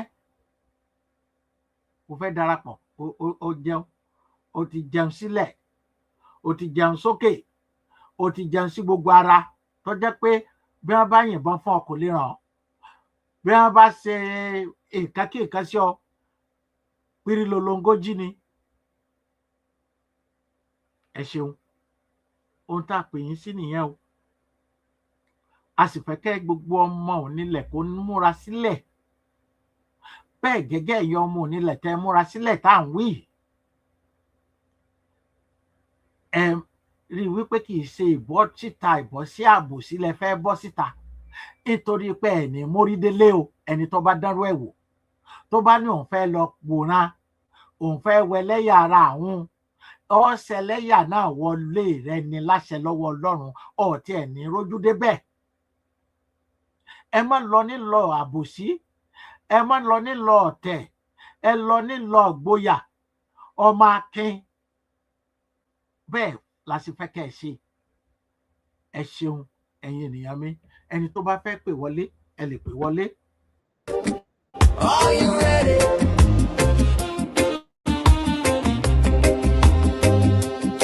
Are you ready? Are you ready and in us?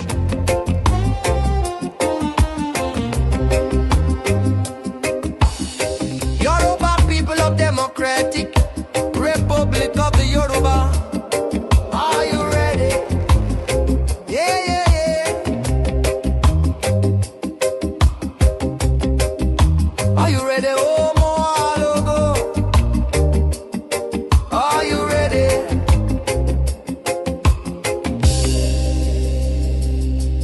Oh yeah. Oh yeah. Ayoko yo yo yo.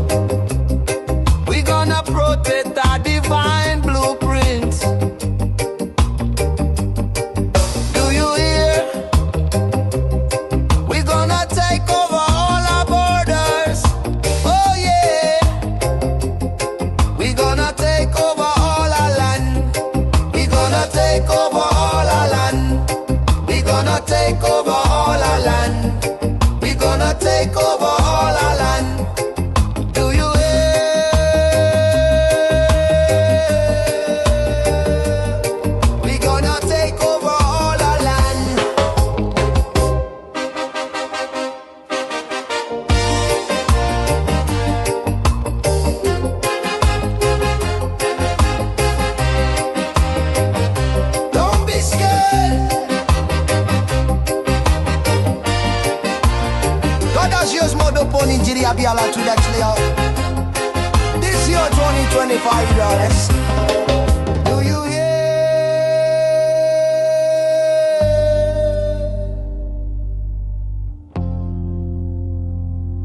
We are ready.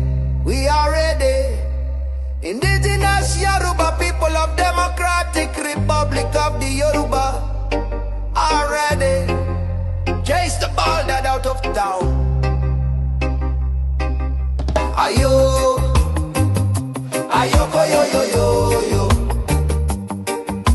Ayo, ayoko yo yo yo yo. Oh yo yo. Ayo, ayoko yo yo yo yo. Ayo, ayoko yo yo yo yo. Oh yo yo. Ayo, ayoko yo yo yo yo. Ayo,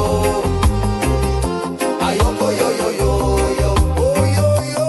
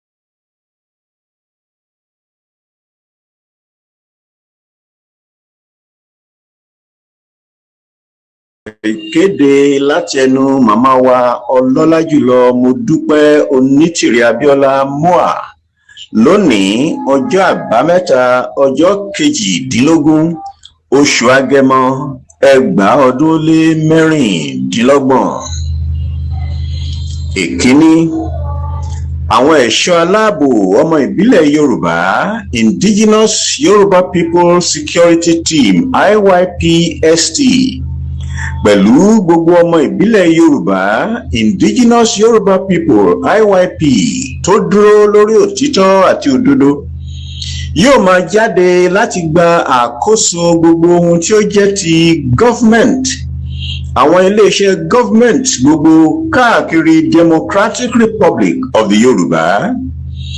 Èyí túmọ̀ sí wípé wọ́n máa jáde láti gba àwọn ohun ìní wa sí ìkáwọ́ wa, possess our possessions.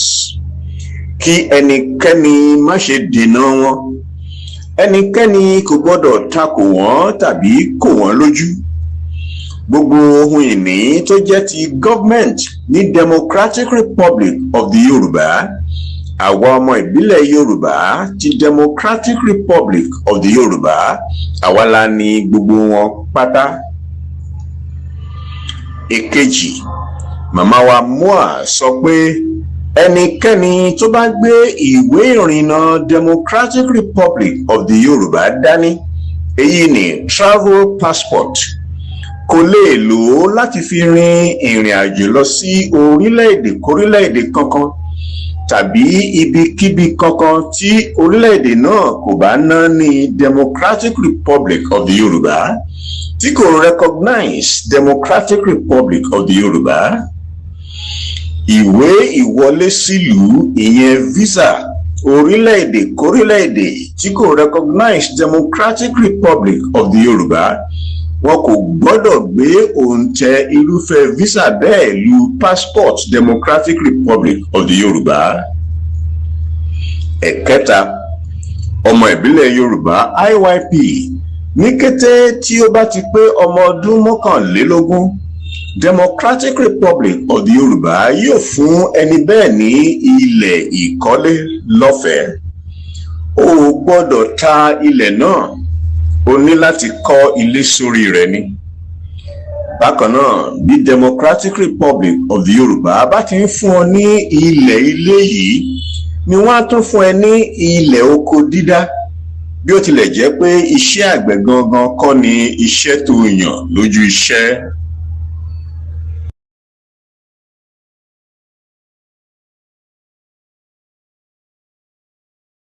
ẹ̀yin ènìyàn mi, mo fẹ́ ká ẹ tó gbọ́ lẹ́ẹ̀kan sí kó tó di pé alright, ẹni sùúrù ó ní nǹkan tí mo fẹ́ fi hàn wá.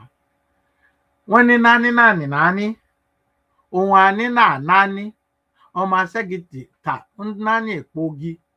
bí nǹkan tí ó bá wà lọ́wọ́ yín tí ò bá tẹ́ yín lọ́rùn, àwọn ẹlòmíràn máa gbà lọ́wọ́ yín tí wọ́n máa lò ó. mo fẹ́ ká ẹ wo nǹkan yìí, mo fẹ́ ká ẹ rí, mo fẹ́ ká ẹ wò ó, ẹ jọ̀ọ́, mo fẹ́ ká ẹ wò ó ni o.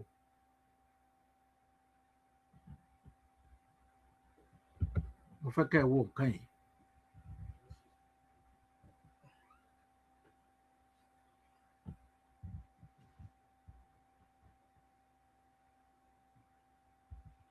ẹ ní sùúrù fún mi o.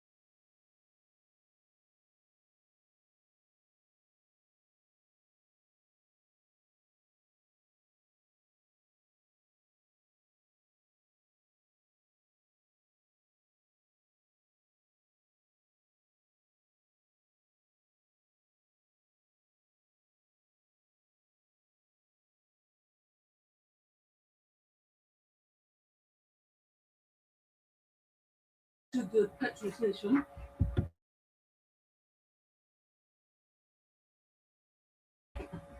ẹ jọ̀wọ́ ẹ má bínú.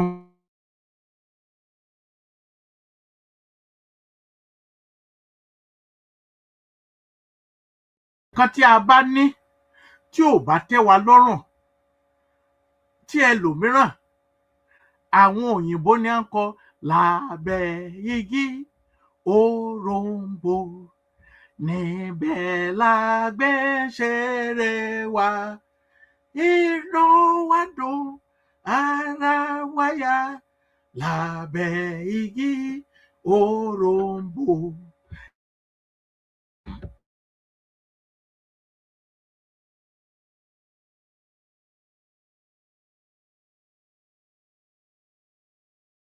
ṣé ẹ rántí nígbà tá a wà ní kékeré, tá a wà ní ọmọ primary school?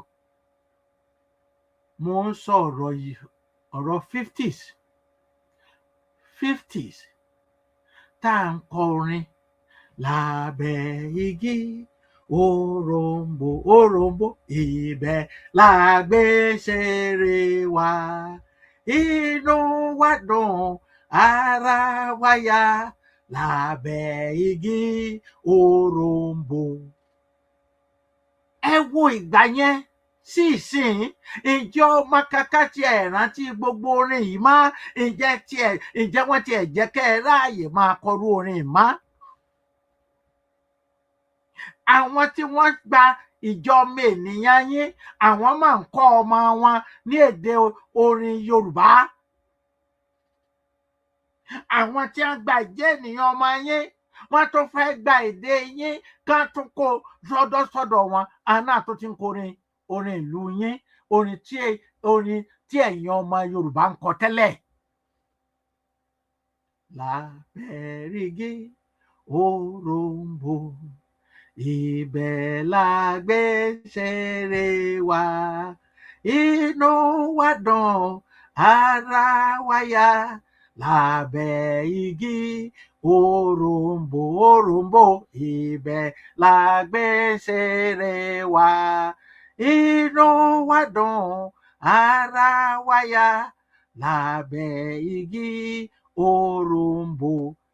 Ẹ̀yin ọmọ aládé, òun lẹ́rí tí wọ́n ń kọ yìí. Òyìnbó tó gba èdè yín, tó gba àṣà lẹ́nu yín, àní àtúnkọ orin tí ẹ̀yin ń kọ. Wọ́n ń kọ àwọn ọmọ wọn, àbí ọmọ dúdú mélòó lẹ́rí bẹ́ẹ̀ bí òsì ẹyọ kan nínú àwọn bíi 10 bíi 20 ni wọ́n tí wọ́n ń kọ orin. Ẹni tó ta aráalé rẹ̀ tàbí ẹni tó ta ìran rẹ̀ lọ́pọ̀, ǹjọ́ lè rí tó ta lọ́pọ̀, ǹjọ́ lè ríra lọ́wọ́n. Ẹ jẹ́ ká ròwó ọmọ aládé, ẹ jẹ́ á padà sẹ́sẹ̀ àárọ̀. Òun ni màmá wa ṣe ń sọ fún apá gbọ́dọ̀ padà sẹ́sẹ̀ àárọ̀. Òun ni màmá wa ṣe sọ fún yín pé ẹnikẹ́ni nínú yín kò gbọ́dọ̀ ṣe kí ni o, kò gbọ́dọ̀ fi ẹ̀rọ lọ́ta mọ́. Ẹ gbọ́dọ̀ fi ọwọ́ yín lọ́ta. Ọ̀tá tá a bá fọwọ́ lọ̀ lórí ọlọ, ó máa ń dùn yàtọ̀ ṣé ń tẹ́ fi blender lò. Iyán tá a bá gún nínú odó, ṣé kò dára ju èyí tí machine rò fún yín lọ? Àmàlà tẹ́ ẹ bá fi ọwọ́ yín rò, ṣé kò dára ju èyí tí machine rò fún yín lọ? Nítorí pé mo rí àwọn ìyá alámàlà kan, machine tí ń ro àmàlà ni à ń lò, tí wọ́n rà lọ́wọ́ àwọn Chinese. Machine tí ń gúnyán ni wọ́n rà lọ́wọ́ àwọn Chinese. Machine tí ń sebẹ̀ ni à ń rà lọ́wọ́ àwọn Chinese. Ẹlòmíì ó fẹ́ ṣe ráìsì, kò lè ṣe ráìsì lórí iná, ó máa gbé sínú rice cooker ní. Láyé ìjọ́un, igi iná la fi ni àwọn tí ń ṣe ẹ̀wà ni wọ́n fi ń ṣe ẹ̀wà, igi iná ni wọ́n fi ń ṣe ìrẹsì. Ǹjẹ́ gbogbo ẹ̀ ṣẹlẹ̀ mọ́? Ìní màmá ṣe sọ fún wa pé gbogbo wa la máa padà sẹ́sẹ̀ àárọ̀ wa. Ẹ̀yin obìnrin, ẹ lọ sògbà ìgbànúmọ́dé o, nítorí pé ọwọ́ yín lẹ́ẹ̀fì máa lọ́ta, ọwọ́ yín lẹ́ẹ̀fì máa gúnyán. Inú kòkò, bá a ṣe máa ń sọ pé nínú kòkò dúdú lẹ́ẹ̀kọ́ funfun ti ń jáde, irú ẹ̀ ò ṣe bẹ́ẹ̀ nísìnyí o. Inú kòkò kọ́ o, inú kòkò dúdú kọ́ o. Inú irin olókùn lẹ́tí ń ro ẹ̀kọ́ o. Gbogbo èyí ni màmá sọ pé ó gbọ́dọ̀ yí padà.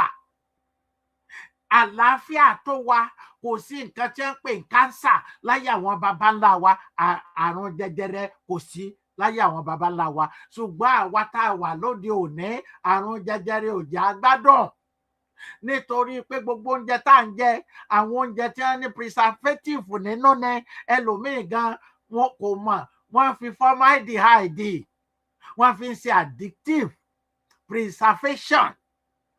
Nǹkan tí wọ́n ní kí wọ́n máa fi preserve òkú, formaldehyde, tẹ́yìn èèyàn ń pè formalin. Ọmọ ń bẹ nínú oúnjẹ tẹ́lòmíì ń jẹ nù yín tí ò sì mọ̀. Ẹlòmíì máa ń jẹ lead oxide tí ó mọ̀ pé òun ń jẹ lead oxide. Ẹlòmíì ń jẹ magnesium oxide tí ó mọ̀ pé òun jẹ magnesium oxide. Ẹlòmíì máa ń jẹ silver nitrate tí ó mọ̀ pé òun jẹ silver nitrate. gbogbo àwọn nǹkan tó lè sọ ẹ̀mí èèyàn di kúkúrú ó là ń jẹ. Ẹlòmíì kàkà kó dá iná sí iná kó fi igi dá iná kò ní fi igi dáná, kí ló máa ṣe? A ní òun ò lè wọ́ọ̀mù oúnjẹ ti kóná fírísà, oúnjẹ wà nínú fíríjì, kó o bọ́ síbẹ̀ kó o lọ wọ́ọ̀mù ẹ̀ nínú máíkírówéèfù ni. Ṣé gbẹ́ngbẹ́ ẹ̀ bá sì tún wọ́ọ̀mù ẹ̀ nínú máíkírówéèfù ẹ̀ tún fi pílásítìkì wọ́ọ̀mù ẹ̀. Pílásítìkì sì rèé ó máa ń yọ, tó bá dẹ̀ ti yọ sínú oúnjẹ tẹ́ ń jẹ tàbí kó rún sínú oúnjẹ tẹ́ ń jẹ, ẹ gbé kánsà jẹ. Kò yí ọ̀pọ̀lọpọ̀ ní gbogbo nǹkan tá à ń sọ yìí, kò yí ọ̀pọ̀lọpọ̀.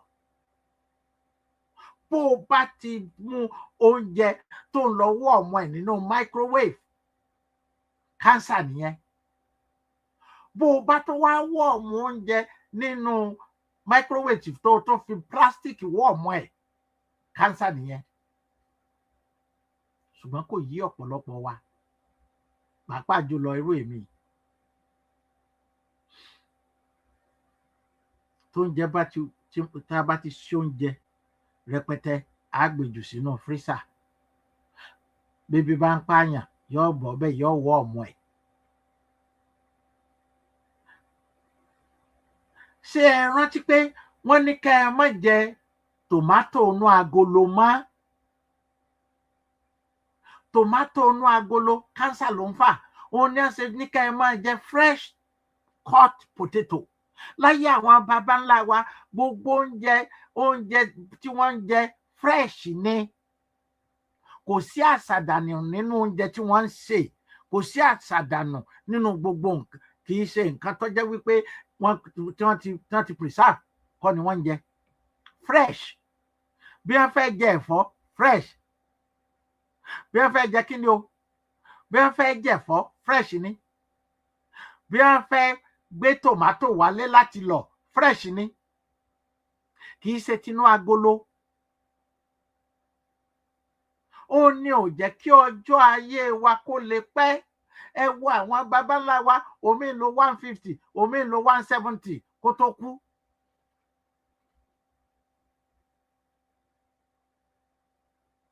Òun ló jẹ́ kí ikú ọ̀dọ́ pọ̀ rẹpẹtẹ. Tó jẹ́ káwọn èèyàn máa ṣe rádaràdá. Ọmọ 40 years ẹ máa sọ pé ẹ fẹ́ sòkú. Ọmọ 40 years ẹ sọ pé ẹ ń jàkàrà òkú ẹ̀. Ní ọmọ 40 years. Nígbà tí Bíbélì yín gan tó sọ fún yín pé ẹni tó bá pé 70 years kó tó kú, pé kò kú àkúrun.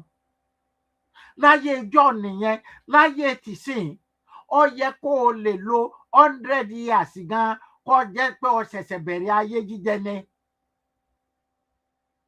Ṣùgbọ́n àwọn ìjẹkújẹ, àwọn nǹkan tí òyìnbó kó wá fún yín, tí wọ́n gba nǹkan tó jẹ́ nǹkan tiyín lọ́wọ́ yín, tó jẹ́ pé gbogbo nǹkan tẹ̀ ń jẹ láyé ijọ́ táwọn baba ńlá wa máa ń ṣe láyé ijọ́, they are all fresh. Mo mọ ìdílé kan nígbà táwa wà ní kékeré, wọn ò kì í jẹ ọbẹ̀ ọjọ́ kejì. Ọbẹ̀ tí wọ́n bá máa lò ní ọjọ́ yẹn, ní ọjọ́ kan náà ni gbogbo ìdílé yẹn ó jẹ tán. Ó tún di ọjọ́ kejì, wọn ó tún já mi wá látoko, àwọn ìyá wọn ó tún fi ṣe ọbẹ̀. Ǹjẹ́ ó ṣẹlẹ̀ láyé ìsìn? Ǹjẹ́ nǹkan bẹ́ẹ̀ ń ṣẹlẹ̀ láyé ìsìn? Ẹ jẹ́ ká rówó, ẹ jẹ́ ká yá rẹ̀ yìí, ká tètè yẹ̀ wò. Ká tètè yẹ̀ wò. Ká yí padà kúrò nínú nǹkan támúnisìn fi ojú wa rí. Ká tètè padà sẹ́sẹ̀ àárọ̀. Ara nǹkan tá à ń sọ náà ni. Ara ń tẹ́sìn tí wọ́n náà gbé wá fún yín. Ara nǹkan tó fàré o. Kẹ́ ẹ máa wà fà. Bàbá 70 years of age tó fẹ́ fi ọmọ ọdún 6. Wọ́n èèyàn yìí o.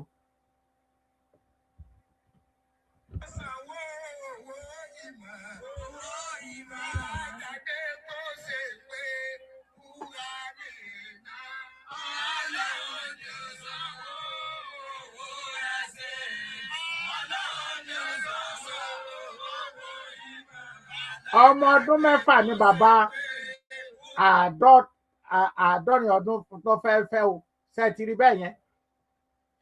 Ara nǹkan tá à ń sọ rèé ọmọ aládé. Ìjẹ́ ènìyàn wa wọ́n gbà lọ́wọ́ wa, wọ́n gbé pàǹdà lé wa lọ́wọ́, wọ́n gbé ẹ̀sìn wá, wọ́n ń pè lẹ́sìn.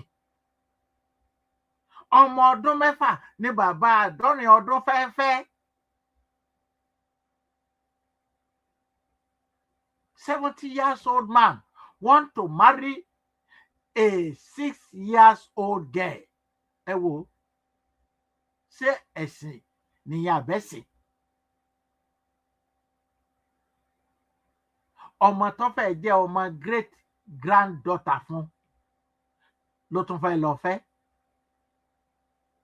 Ẹ wo, ǹjẹ́ ni ó bá dánrú ẹ̀ wò láyé àwọn baba ńlá wa, ǹjẹ́ wọn ò ní pẹ́ ní ohun ti ṣí èrè? Ṣé wọn ò ní pẹ́ ní ohun ti kódà tó bá dánrú ẹ̀ wò, ifò níbi táwa wáyé kí ẹnìkan wá sọ pé ọmọ ọdún mẹ́fà bàbá àádọ́rin ọdún kó fẹ́ fi ọmọ ọdún mẹ́fà kó nítorí ẹ̀sìn. Ṣẹ̀sìn nìyẹn àbẹ́sìn?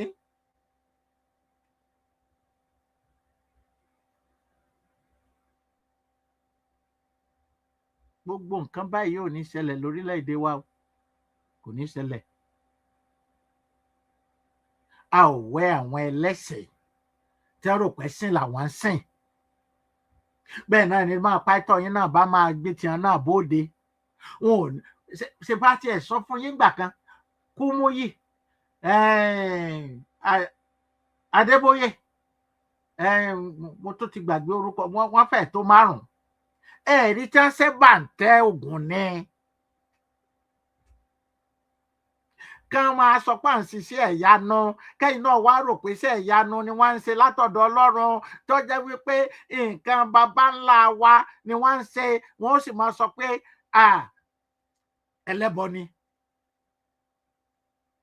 Àbí máàlù tí a play fún yín gbà kan, bóyá ànábì jẹta tí a play fún yín tó ń sọ wípé àwọn làwọn ń ṣe ògùn fún àwọn àlùfáà, àwọn làwọn ń ṣe ògùn fún àwọn tó ń pera wọn ní wòlíì, àwọn tó ń pera wọn ń pàìtọ̀ tẹ́ ní rí pé wọ́n ń ṣe ní sọ pé ń ṣiṣẹ́ ìyanu. Wọ́n ti ẹ̀tún dárúkọ ọ̀kan, wọ́n sọ fún yín wípé òun ló pọ́pùlà jù nínú pásítọ̀, àbí wọ́n sọ àbá ẹ̀ gbọ́. Gbogbo ẹ̀ lẹ́gbọ́ ọmọ aládé, gbogbo ẹ̀ ni màmá ní òní ṣẹlẹ̀. Ìwọ tó bá pèrè ń pàìtọ̀ tètè lọ máa wá oko tó dà, á fún ọ lóko tó máa dá. Ọmọ àjọ, má rò pé ó ṣe ọmọ àjọ fún pàìtọ̀ kankan o, má rò pé ó ṣe ọmọ iléeké o, nítorí pé mo sọ fún wa lánàá pé ẹ ò lè rí ní Saudi Arabia kan sọ pé ọmọ kan ọlọ́ọ̀léeké o. Ẹ lè rí kí ẹnìkan sọ pé òun lọ sí mọ́sálásí, òun lọ ṣe kí ni o, òun lọ mọ́sálásí, òun fẹ́ lọ kírun, ìrun rẹ̀ tó bá kí tó bá ti jù ṣẹ́jú 10 lọ, àwọn ọlọ́pàá ni ó wá gbé kúrò nínú mọ́sálásí ọ̀hún. Ẹ̀yin gbẹ̀sìn sódì,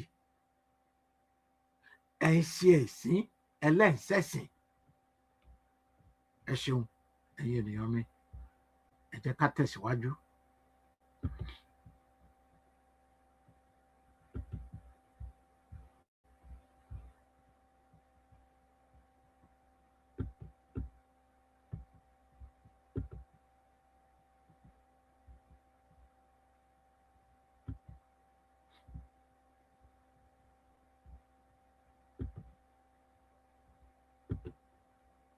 Excellency. Madupe Onitiri Abiola, Moa today, Saturday the 18th of July 2026. 1. Indigenous Yoruba People Security Team IYPST, as well as all Indigenous Yoruba people IYP who stand on the truth, will be going out to take over all government properties and buildings throughout Democratic Republic of the Yoruba.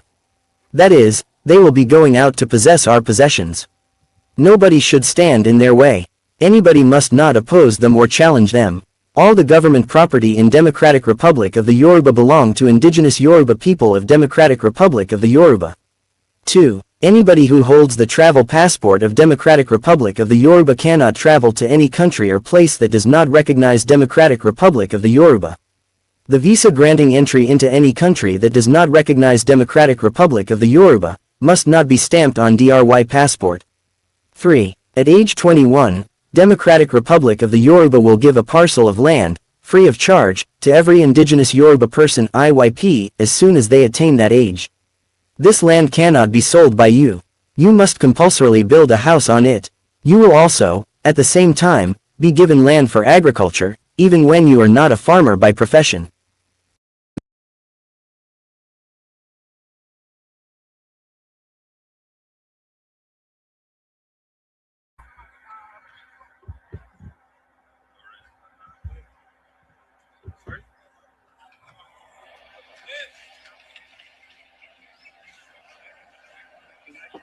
That came from America. Came from UK. I'm doing a place. Yes.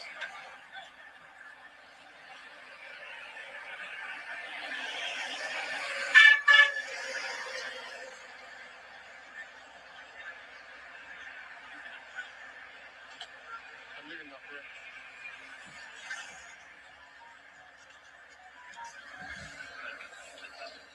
Okay. Sorry? I don't have anything now. I don't have anything. I have I'm giving you. I just want to see you are very close. That's all. You're another person or equal or nothing. Just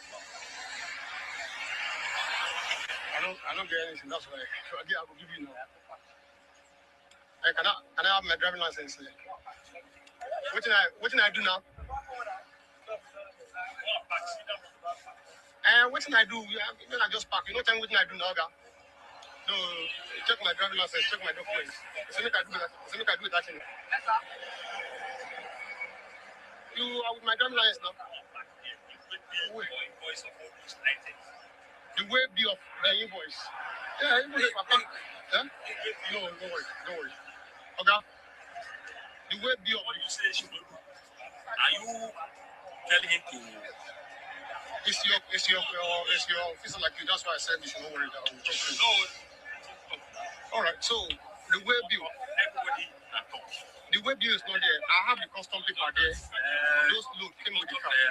That's why I'm requesting for the custom so I can see all those items itemized and examined.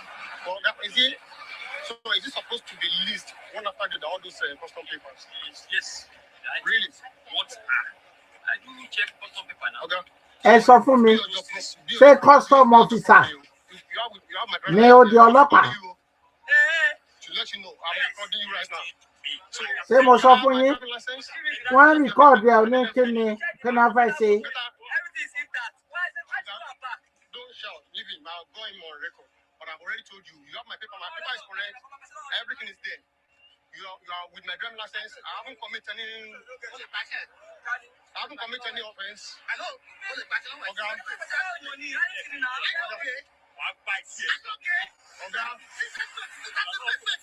Okay.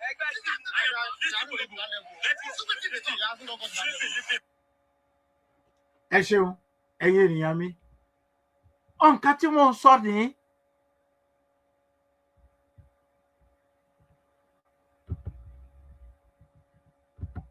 Ẹ ti ríṣẹ́ ọmọ aládé àní ẹ jẹ́ á lọ kúrò nínú rọ̀fọ̀rọ̀fọ̀ ẹ jẹ́ ká lọ gba nǹkan tó ṣe tiwa ẹ má jókòó tẹ́tẹ́rẹ́.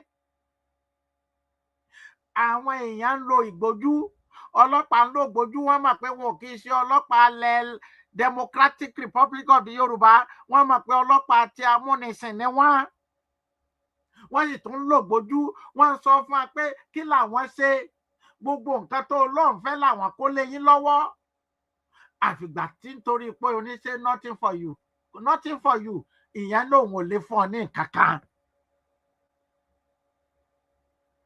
Ẹ jẹ́ á lọ ọmọ aládé èyí àfojúrí tó gẹ́lẹ́ ẹ dìde nílẹ̀ bó tiẹ̀ ṣe pé màmá ní káyé máa sọ pé ẹ dìde ńlẹ̀ àwo sì tún máa sọ fún yín pé ẹ dìde ńlẹ̀ ṣé ń tójú yín rí ṣé kò ti tó gẹ́lẹ́ tí ò tó gẹ́lẹ́ gbọ̀n. wọ́n ní bá a bá pẹ́ lórí mi èsìn kéèsìn ló máa ń bá wa ń bẹ̀ àbí nǹkan tí wọ́n pè kọ́ ni èsìn kéèsìn ló máa bá wa lórí mi.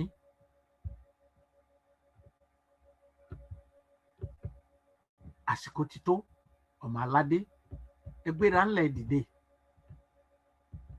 tó bá lọ pẹ́ jù kò ní dáa.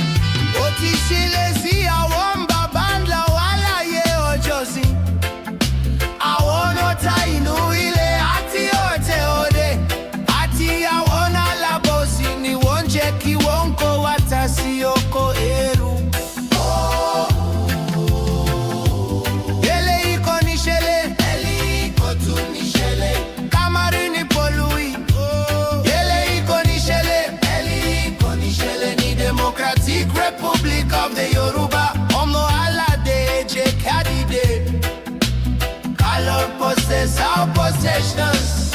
All this nonsense ain't a distraction. Modupe wanitiri abiola, Baba Ishelo. Anything about Democratic Republic of the Yoruba is under the authority of Modupe wanitiri abiola. Who you be? Who be you? Who know you? Whom them be? Who not be nobody? Indigenous Yoruba. Ẹgbọ́n sókè o. Mo kí gbogbo ọmọ aládé o. A kú àárọ̀, a kú ọ̀sán, a kú alẹ́ o. Níbikíbi tá lè wá o. Olúwa máa bá wa gbé o. Kò ní rẹ̀ wá, kò ní sú wa o. A kú iṣẹ́ ìran wa o. A kú iṣẹ́ ara wa. A dẹ̀ kú oríire. Ṣé rí gbogbo nǹkan tí bàbá fi hàn láàárọ̀ yìí lórí fọ́nrán? Òmìnira nìkan lè rọ, kò sọ́nà míì o. Kò sí ọ̀nà míì rárá. Òmìnira lè rọ. Àìbá ṣe máa fòpin sí gbogbo kí ká bọ́ sí ipò ẹ̀tọ́ wa. Possession. Bá ṣe lè fi stop gbogbo kíní nìyẹn. Tó wá láti bọ́ sí ipò ẹ̀tọ́ wa. Ká gba gbogbo ohun ní wa. Ká bẹ̀rẹ̀ ètò wa, ètò àlàáfíà. Ètò ìrọ̀rùn, ètò àánú, ètò ológo. Bá ṣe lè fi dópin sí gbogbo ìṣà, ìwàkiwà, ìwà òṣì tó fẹ́gẹ̀ wù. Kò sí Nàìjíríà ò lè dá.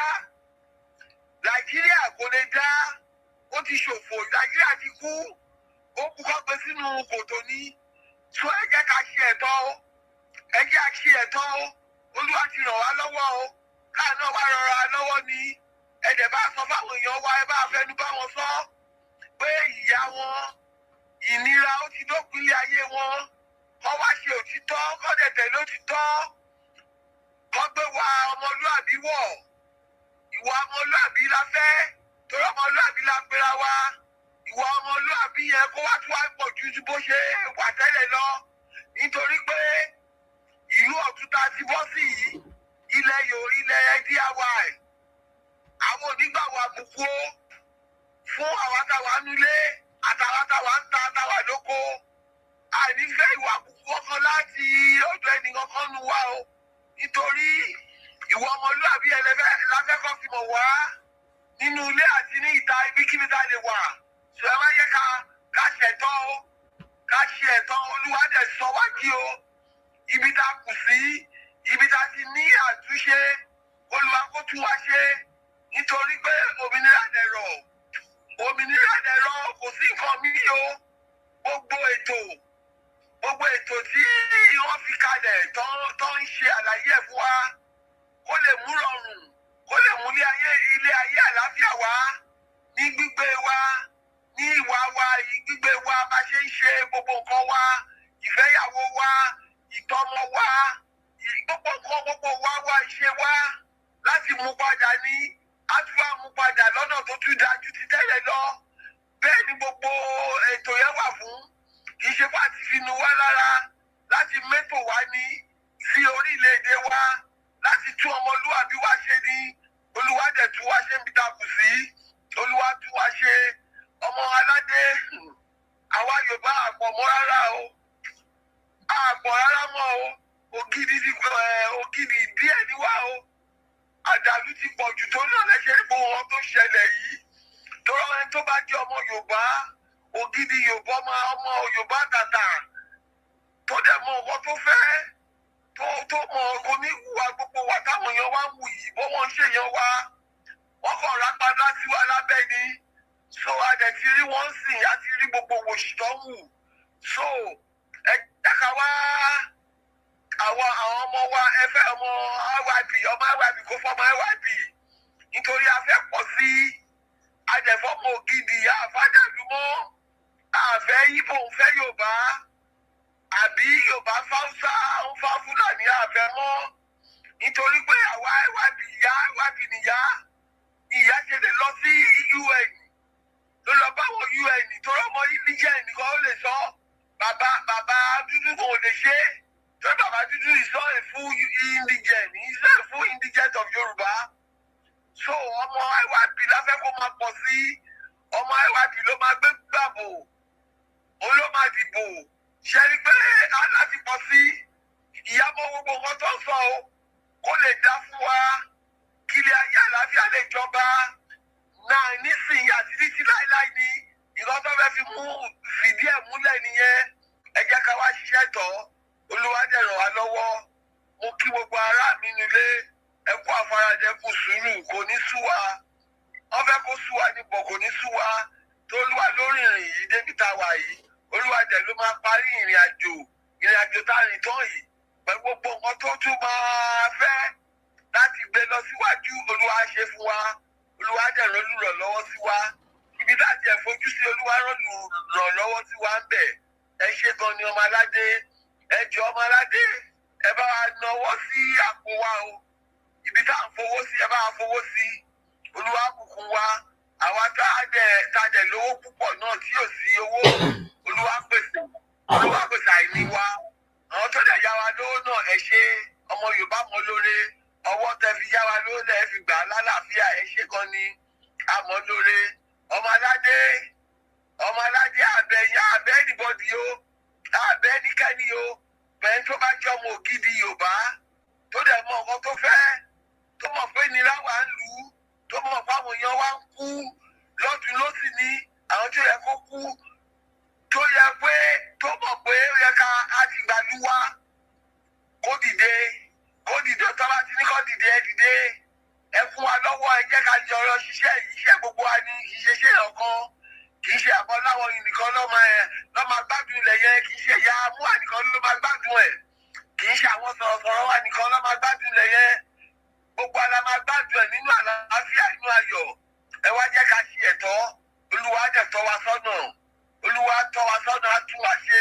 tó àtúnṣe pọ̀ àwọn ọpọlọ tá máa túnṣe pọ̀ torí pé ìlú yẹn ti kó bá wa o ìkó tí a ń ṣèlú agbègbè tó ń pè ní Nàìjíríà tí Flora ṣọ́ọ̀pù Nàìjíríà ó ti kó bá wa ní ọ̀nà gan ni kò ṣe é kéré wọ́n dẹ̀ wá jà wá lólè ara àtẹ̀mí àti ohun òní wa wọ́n sọ fún wa pé káwọn máa gbàdúrà káwọn máa gbọ́ ojú wa sókè máa gbàdúrà sí Elédùmarè máa gbàdúrà bọ̀ àwọn wà ń wọlé wọ́n wo inú ilẹ̀ wa wọ́n fi gígí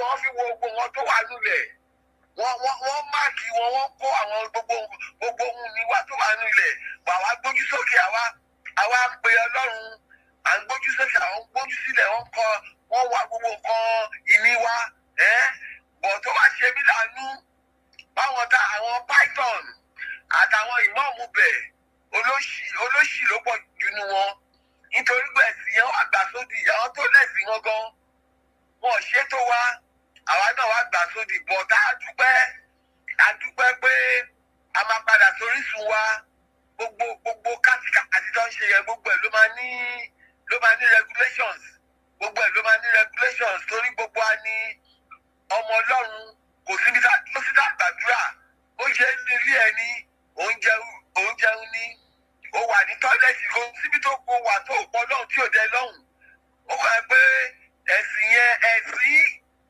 ẹ̀sìn tọ́gbọ́n bá fún wa wọ́n fi jára lólè ní kò sí ọ̀kan bẹ̀ wọ́n wá tún á lo àwọn èèyàn wa àwọn ẹrú amúnisìn pásítọ̀ àtàwọn wòlíì wọ́n wá lò wọ́n láti kárí iṣẹ́ wọn òun lọ́ ṣe ń sìn wọ́n á dúpẹ́ ojú àwa kan ti là ojú wa dà máa là ní àwa tójú wa ti là àwa dára máa lá ojú àwọn yòókù wa torí àwọn kan wọ́n ti bá statize brain wọ́n ti da gbọgbọrọ wọn rú pẹ̀lú ogun bílẹ̀ lọ́nà òdì ogun bílẹ̀ ọ̀nà òdì lọ́lò fún wọn ò sin Jésù wọn kan wọn ò sin Jésù wọn sin àlá ẹ̀sìn àjòjì tó gbé wá fún wọn ò sìn wọn iṣẹ́ àwọn bàbá wa ogun bílẹ̀ lọ́nà òdì lọ́lò lọ́ fi bojú àwọn èèyàn lọ́rì mọ́nú ṣọ́ọ̀ṣì lọ́rì mọ́nú mọ́ṣáláṣí bàwa dúpẹ́ àtúnṣe ti dé òmìnira lẹ̀rọ̀ òmìnira nìkan ló lè mú gbogbo nǹkan dáadáa ta kálẹ̀ yìí tí ìyá kálẹ̀ fún wa yìí ló lè mú ṣẹ́ bọ̀ọ̀tì ẹ̀ka wá bọ́ sípò ẹ̀tọ́ wa ni ká gba gbogbo ohun ìní wa lọ́wọ́ àwọn tó jókòó síbẹ̀ Olúwa ó dẹ̀ mọ̀ bó ṣe máa ṣe gbogbo ìdíwọ́ ìdínà tó wà lọ́nà wa Olúwa kó jó wọn níná Olúwa kó fomi wọ́ wọn lọ Olúwa fafẹ́fẹ́ kó fi fẹ́ wọn dànù gbogbo ìdíwọ́ ìdínà tó wà lọ́nà wa Olúwa kó wọ́n kó lẹ̀ ètò a máa parun ni kó parun ètò a máa fi òkun gbé lọ kó fi gbé wọn lọ bẹ́ẹ̀ ló ṣe máa rí Ifá Olókun ó ti sọ̀rọ̀ wa dayọ̀ ká wá gbà bẹ́ẹ̀ ká jẹ́ nígbàgbọ́ àfẹnusọ nǹkan tó wù wá là ń fẹ́ Olúwa jẹ̀bi orí òótọ́ la wà orí òdodo la wà torí náà ló ṣe fún ìyá iṣẹ́ ìyá mú àmójúgbó nísìrí ìyá kò ní rẹ̀ yín Olúwa máa ròyìn lágbára ìmísí Ọlọ́run á máa darí gbogbo wọn tẹ́ bá ń ṣe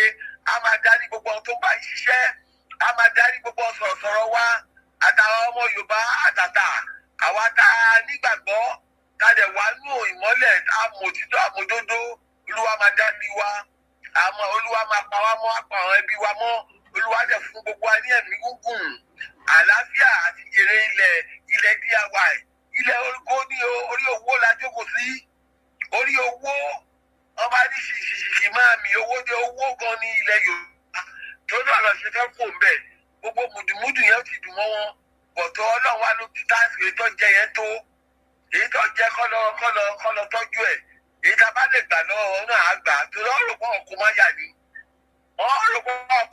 ni gbogbo ẹ̀ ní ètò tó ti wà lórí gbogbo ẹ̀ ká má fi gbogbo ẹni sọ̀rọ̀ tó ọmọ aládé ẹ jẹ́ ká wára wa rí o adìyẹ funfun ni wá o ẹ jẹ́ ká wára wa rí ibi tá a kù sí o ọmọ ológo ni wá o àkàndé ẹ̀dá ni wá o àkànmọ́ra wa bẹ́ẹ̀ ni bọ̀ àwa dúpẹ́ fún Elédùmarè fún ìyá múà àti gbogbo àwọn èèyàn wa tó ṣí ojú wa sí nǹkan tó yẹ ká mọ̀ a dẹ̀ fún yẹn àánú la rí gbà ọmọ Yorùbá ọmọ aládé a kú oríire a kú àjàbọ́ ìlú tí ò bá náà kí wà bá lọ sí sọ mo fẹ́ sọ ìbò yá ìlú tí ò bá pọ́n wálé a lè pọ́nlé o ìwọ tó bá pọ́n mi lè máa pọ́nlé níṣẹ́ ọjọ́ ká jẹ́ ká wà ń bá gbogbo àgbáyé tó àwọn ìlú tí wọ́n sínú ìlú ẹ̀yìn wà tọ́jà ń gbádùn ilé ayé wọn tó ń gbélé ilé ayé àlàáfíà so bẹ́ẹ̀ náà ní tiwa ṣe máa rí ìlú tó bá pọ́n wa lé la máa pọ́nlé ìlú tí ò pọ́n wa lé àlè pọ́nlé so ọmọ Yorùbá ẹ̀ mọ̀ bẹ́ẹ̀ yẹn kò sí bá ń gba ìwé ìrìnnà lọ síbi kan tí ò pọ́n wa lé ní fún yín visa pé ẹ̀ lọ́bẹ̀ wọ́n dẹ̀ lè láwọn arẹ́fẹ́ jẹ́nìtì ní ilẹ̀ wa kò ṣeé ṣe pọ́n mi lé kí n pọ́n eléyìí ní mutual respect bẹ́ẹ̀ ló máa ṣe rí ọmọ Yorùbá a kú oríire o mo kí gbogbo wa o ẹ ṣé àdúpẹ́ o ẹ kú àfaradà ẹ kú sùúrù àti débẹ̀ o àti débi káàtó àti débẹ̀ gan ni ẹ ṣá ní sùúrù bá ti ní látijọ́ yìí ó ti gbé wa dé ibi tá a fẹ́ dé ẹ ṣé gan ni sà mo kí gbogbo ara rà. ẹ ṣeun ẹ kú òun látòrọ ẹ ṣeun. Yes sir. ẹ bá ń kílé o ẹ ṣeun.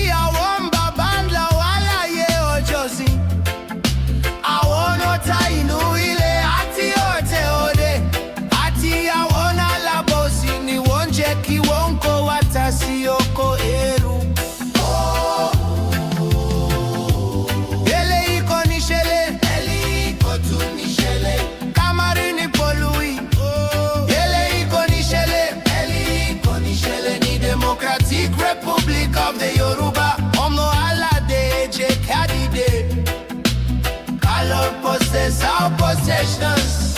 All this nonsense and a distraction. Modupe wanitiri abiola, Baba Ishelo.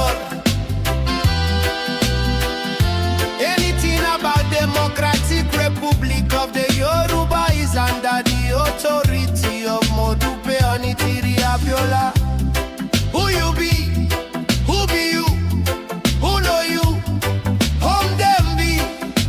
Who not be nobody?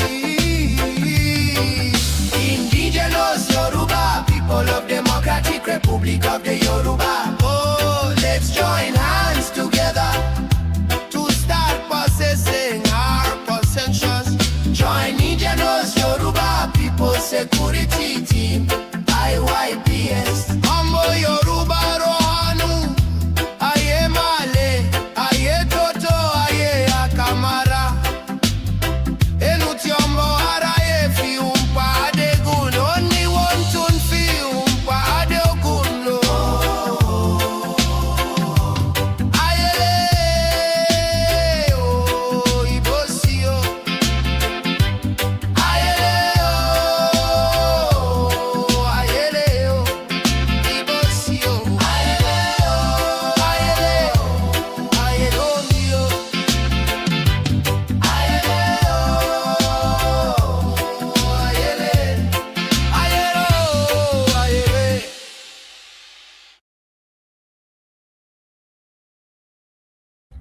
ṣeun ẹ̀yin ènìyàn mi. Bá tún rí ẹni tó fẹ́ pè wọlé ẹ pè wọlé o. Anyway, nǹkan tí mo fẹ́ ṣe nísìnyí ni pé mo fẹ́ fi àwòrán, mo fẹ́ fi fídíò kan hàn yín kẹ́ ẹ lè mọ̀ pé àwọn amúnisìn tí wọ́n wá sí orílẹ̀ wa wọn ò wá pé kí ẹ soríire, pàápàá jùlọ ní gbogbo Áfíríkà pátá tí wọ́n wá. Kì í ṣe pé wọ́n fẹ́ kẹ́ ẹ soríire, wọ́n wá ṣe business ní nǹkan tó wá ṣe fún yín nìyẹn. Wọn ò wá ṣe nǹkan mìíràn fún yín ju pé business ni wọ́n wá ṣe. Ẹ jẹ́ kí n wò bóyá kíní yẹn bóyá o lè play kẹ́rì.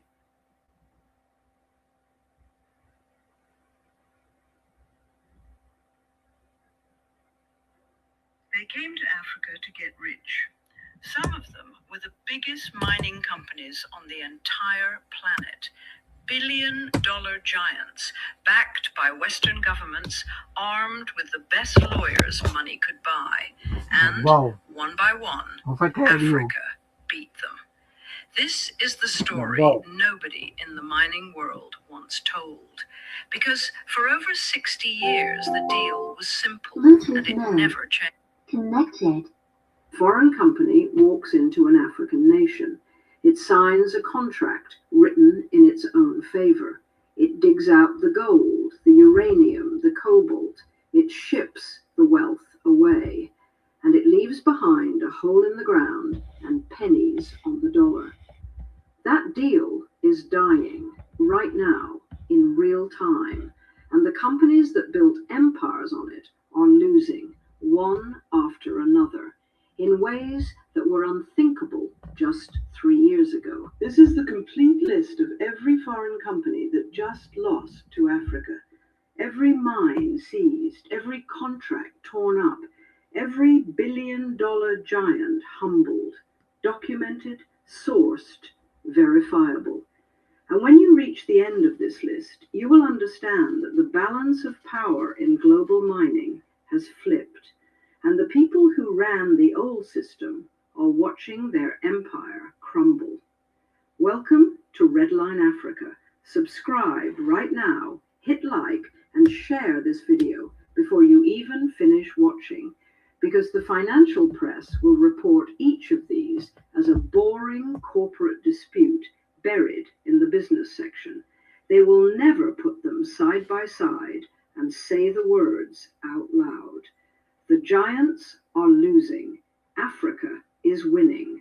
We are about to say it. Let us begin. First, you have to understand just how one-sided the old system was, because it makes what is happening now almost impossible to believe. For decades, the contracts these companies signed with African nations were masterpieces of exploitation. They contained clauses that froze the terms in place for years, so that even if a government later realized it had been robbed, it was legally bound to keep being robbed. They paid tiny royalties, sometimes just a few %, on wealth worth billions. They shipped the raw ore out to be refined in Europe, capturing all the real value on another continent. And when a country dared to complain, the companies had an arsenal ready. Armies of lawyers, international arbitration courts that usually sided with them, and the quiet backing of powerful Western governments who made sure the deals stayed in place. This was not a free market. It was a machine built over 60 years, designed to keep the wealth flowing in one direction. And for 60 years, it was considered unbreakable. Now, watch it break. Number 1, Barrick Gold, the Canadian titan, one of the 2 biggest gold mining companies on the entire planet. For years, Barrick operated in Mali like it owned the country. The Loulo-Gounkoto complex, one of the most valuable gold operations in all of Africa, was its crown jewel. And when Mali's government rewrote its mining code and demanded a fairer share, Barrick did what these companies always did. It resisted. It assumed the poor desert nation would blink first. It assumed wrong. Watch what Mali did to the biggest name in gold. The government blocked Barrick's exports. It stopped the gold from leaving the country. Then it went further. In an operation that stunned the entire industry, state-appointed administrators seized around 3 tons of gold directly from the mine, gold worth over $100 million, and physically flew it out by helicopter to fund the state. It arrested Barrick employees, and it took the mine under national administration. And the damage to Barrick? By the company's own accounting, the standoff costed an estimated $1.9 billion in lost revenue. $1.9 billion from one of the most powerful mining companies on earth. Handed a defeat by a nation the West had written off as a failed state, the message rang out across the entire continent. If Mali can do this to Barrick, anyone can do it to anyone. And understand what made this so shocking to the industry. Barrick was not some small operator. This is a company that operates on 5 continents, a company whose market value runs into the tens of billions, a company that has stared down governments before and won. Its executives were used to being the most powerful people in any room they walked into in the developing world. They were used to a phone call to an ambassador solving any problem. And in Mali, none of it worked. The ambassador could not help. The lawyers could not help. The oldest weapon in the corporate arsenal, the threat to pull out and take the jobs with them, did not work either, because Mali had already decided it would rather run the mine itself than be robbed by someone else running it. When a company that powerful loses that badly, every boardroom on earth takes notice, and every African government takes notice too. Number 2, Orano, the French nuclear giant.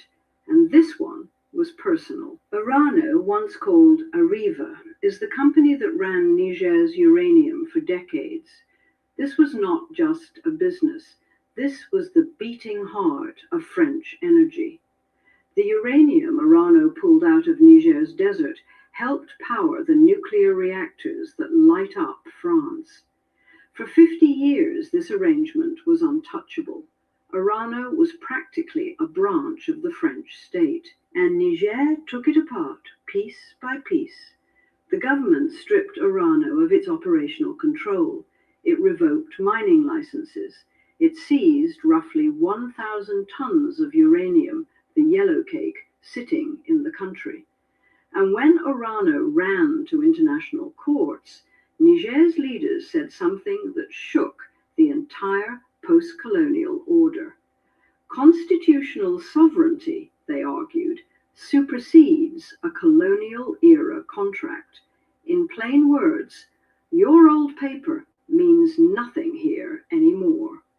The company that helped light up France for half a century was reduced to filing lawsuits from Paris, watching its most valuable asset slip away, unable to do a single thing to stop it. And the numbers behind this defeat are extraordinary. Over more than 50 years, from 1971 to 2024, more than 80,000 tons of uranium were pulled out of Niger's soil. 80,000 tons. And for most of that time, Niger, the country that sat on top of it, remained one of the poorest and least electrified nations on the entire planet. The uranium lit up Paris while Niger sat in the dark. When the government finally did the math on decades of that arrangement, the anger was not hard to understand. They had been powering another continent while their own children studied by candlelight. Taking Orano's uranium back was not just an economic decision. It was a reckoning with 50 years of one of the most lopsided deals in modern history. Number 3, Endeavour Mining, the London-based operator that learned the hard way. Endeavour ran two of the biggest gold mines in Burkina Faso, the Bongu mine and the Wagnion mine.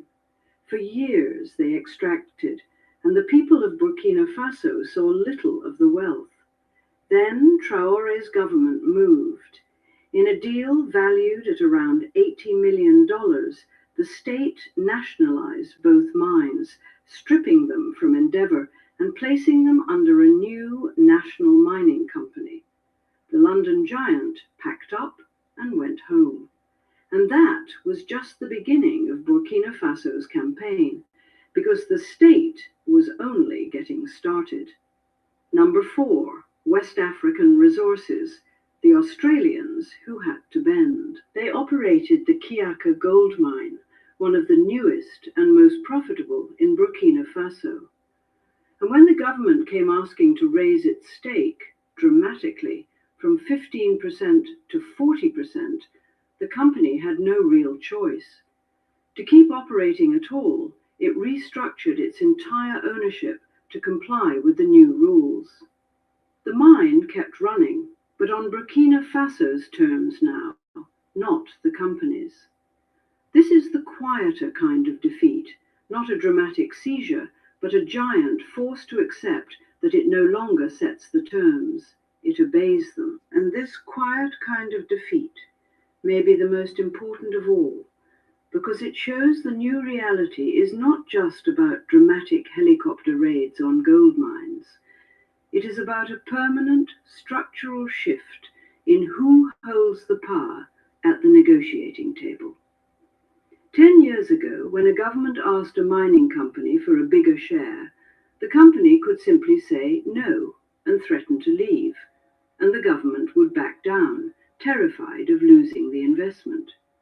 Today, when Burkina Faso told West African Resources it wanted to nearly triple its stake, the company's shares were halted on the Australian Stock Exchange, and it restructured its entire ownership to comply. It did not threaten to leave. It did not say no. It obeyed. That is what a real shift in power looks like. Not one dramatic moment, but 1,000 quiet ones, where the answer that used to be no is now yes. Number 5. I Am Gold and the others who quietly renegotiated. The list of companies forced to the table keeps going. I Am Gold, another Canadian operator, its stakes renegotiated. Horizon Gold, renegotiated. Company after company, in nation after nation, discovering the same brutal new reality. The contracts they thought were permanent were not permanent at all. The governments they thought were powerless were not powerless at all. And by the end of it, 6 of Burkina Faso's 15 industrial gold mines were under majority Burkinabe ownership, 3 of them directly controlled by the state. Compare that to before Traore, when only one single mine in the entire country had any meaningful national ownership. That is the scale of what changed. Number 6. The Gulf and Chinese players who walked into the same trap. And do not think this is only about Western companies. As the West retreated, new players rushed in. Chinese firms, Gulf investors, thinking they could strike the old kind of deal. They are learning the same lesson. Chinese mining firms in Mali and Niger are being pressured to comply with local rules, to hand over a bigger share, to process at home. The new suitors get no special treatment, because this was never really about East versus West. It was about Africa versus the old extraction model itself. And that model is being dismantled, no matter whose flag flies over the company. That is a point worth sitting with, because it destroys the most common excuse made for what is happening. Critics love to say that Africa is simply swapping Western companies for Chinese and Gulf ones, trading one master for another. But the evidence says otherwise. When a Chinese firm in Mali is pressured to comply with the same tough new rules that pushed out the Canadians, that is not a swap of masters. That is a nation applying the same standard to everyone who comes to dig. The demand is not anti-Western or pro-Chinese or pro-Gulf.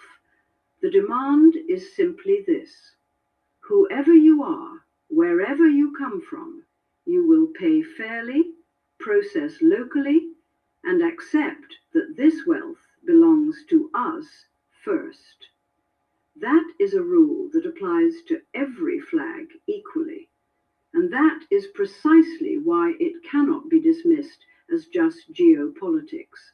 It is something deeper.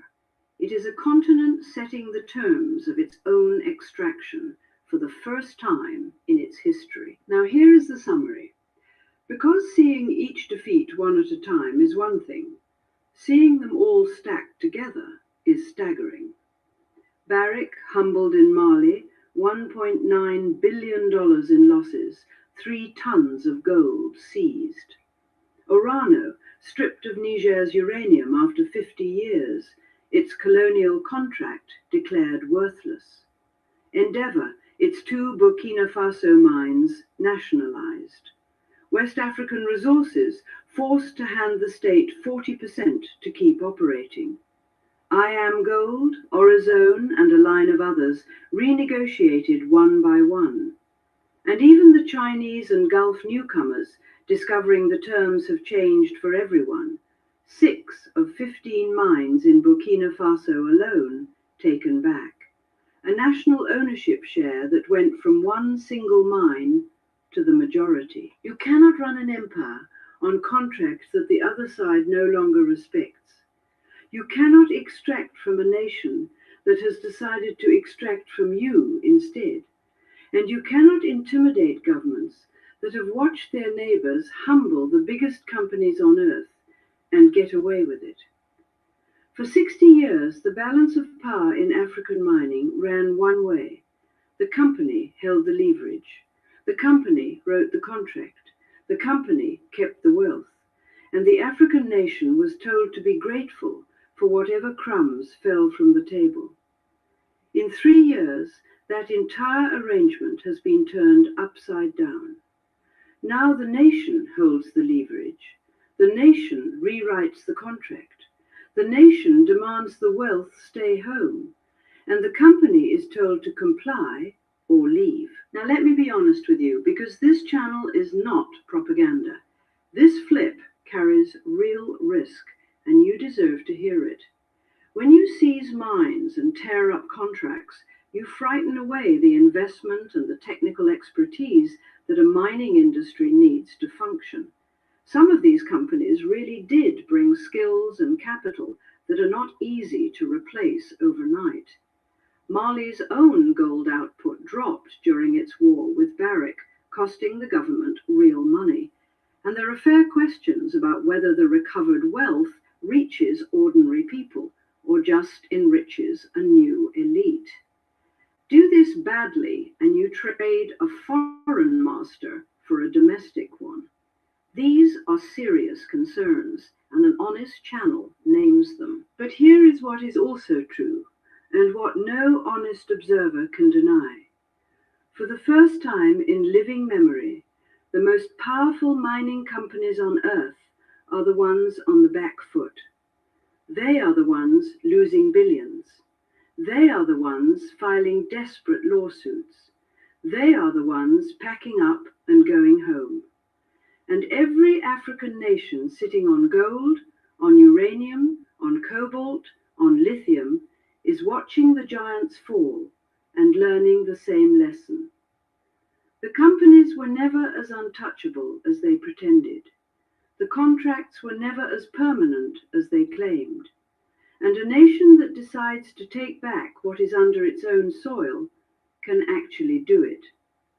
The giants came to Africa to get rich off its ground, and one by one they are discovering that the ground has decided to fight back.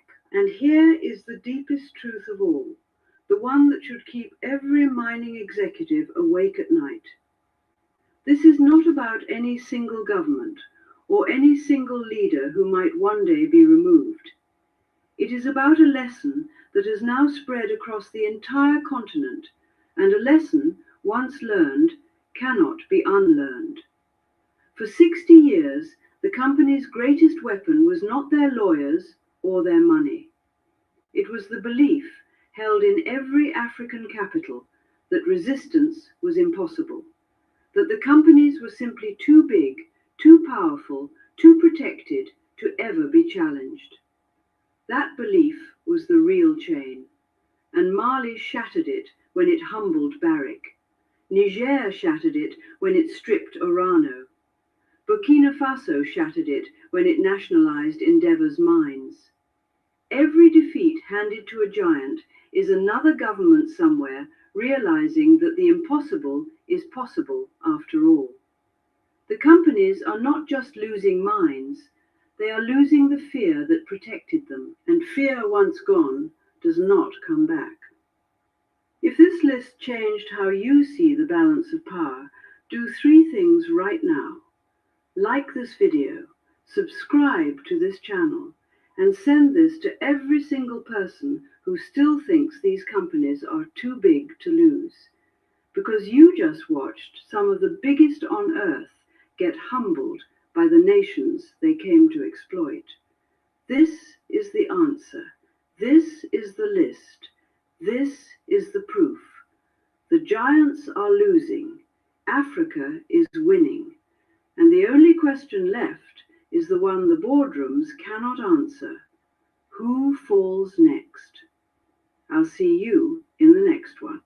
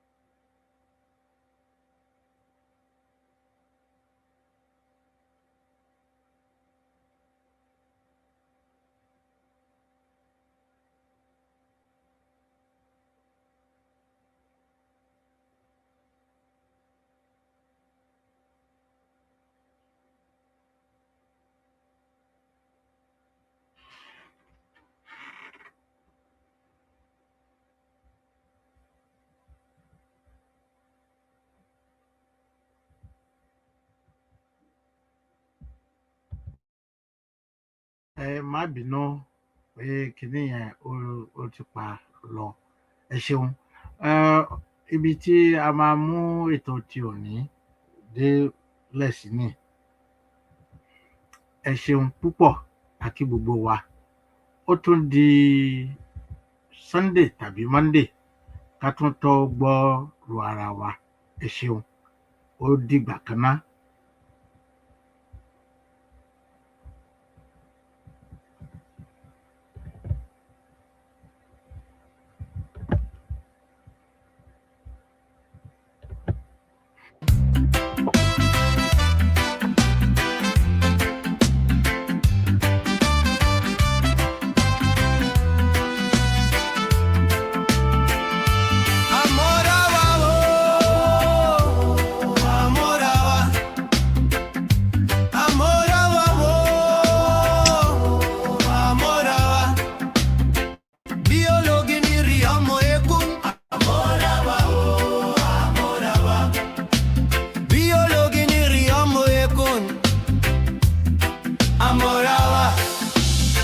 Omo Alade Amorawa Amorawa Amorawa Won't be no more Won't feel de furo Amorawa Amorawa Abawa Omo Alade original EYP Amorawa. Let's gather together, rally round our leader Modupe Onitiri Abiola, our Omo EYP Amorawa. Otishile si awon babandla wala ye ojosi. Awon ota inu ile ati ote ode, ati awon alabosi ni won jeki wonko watasi oko eru.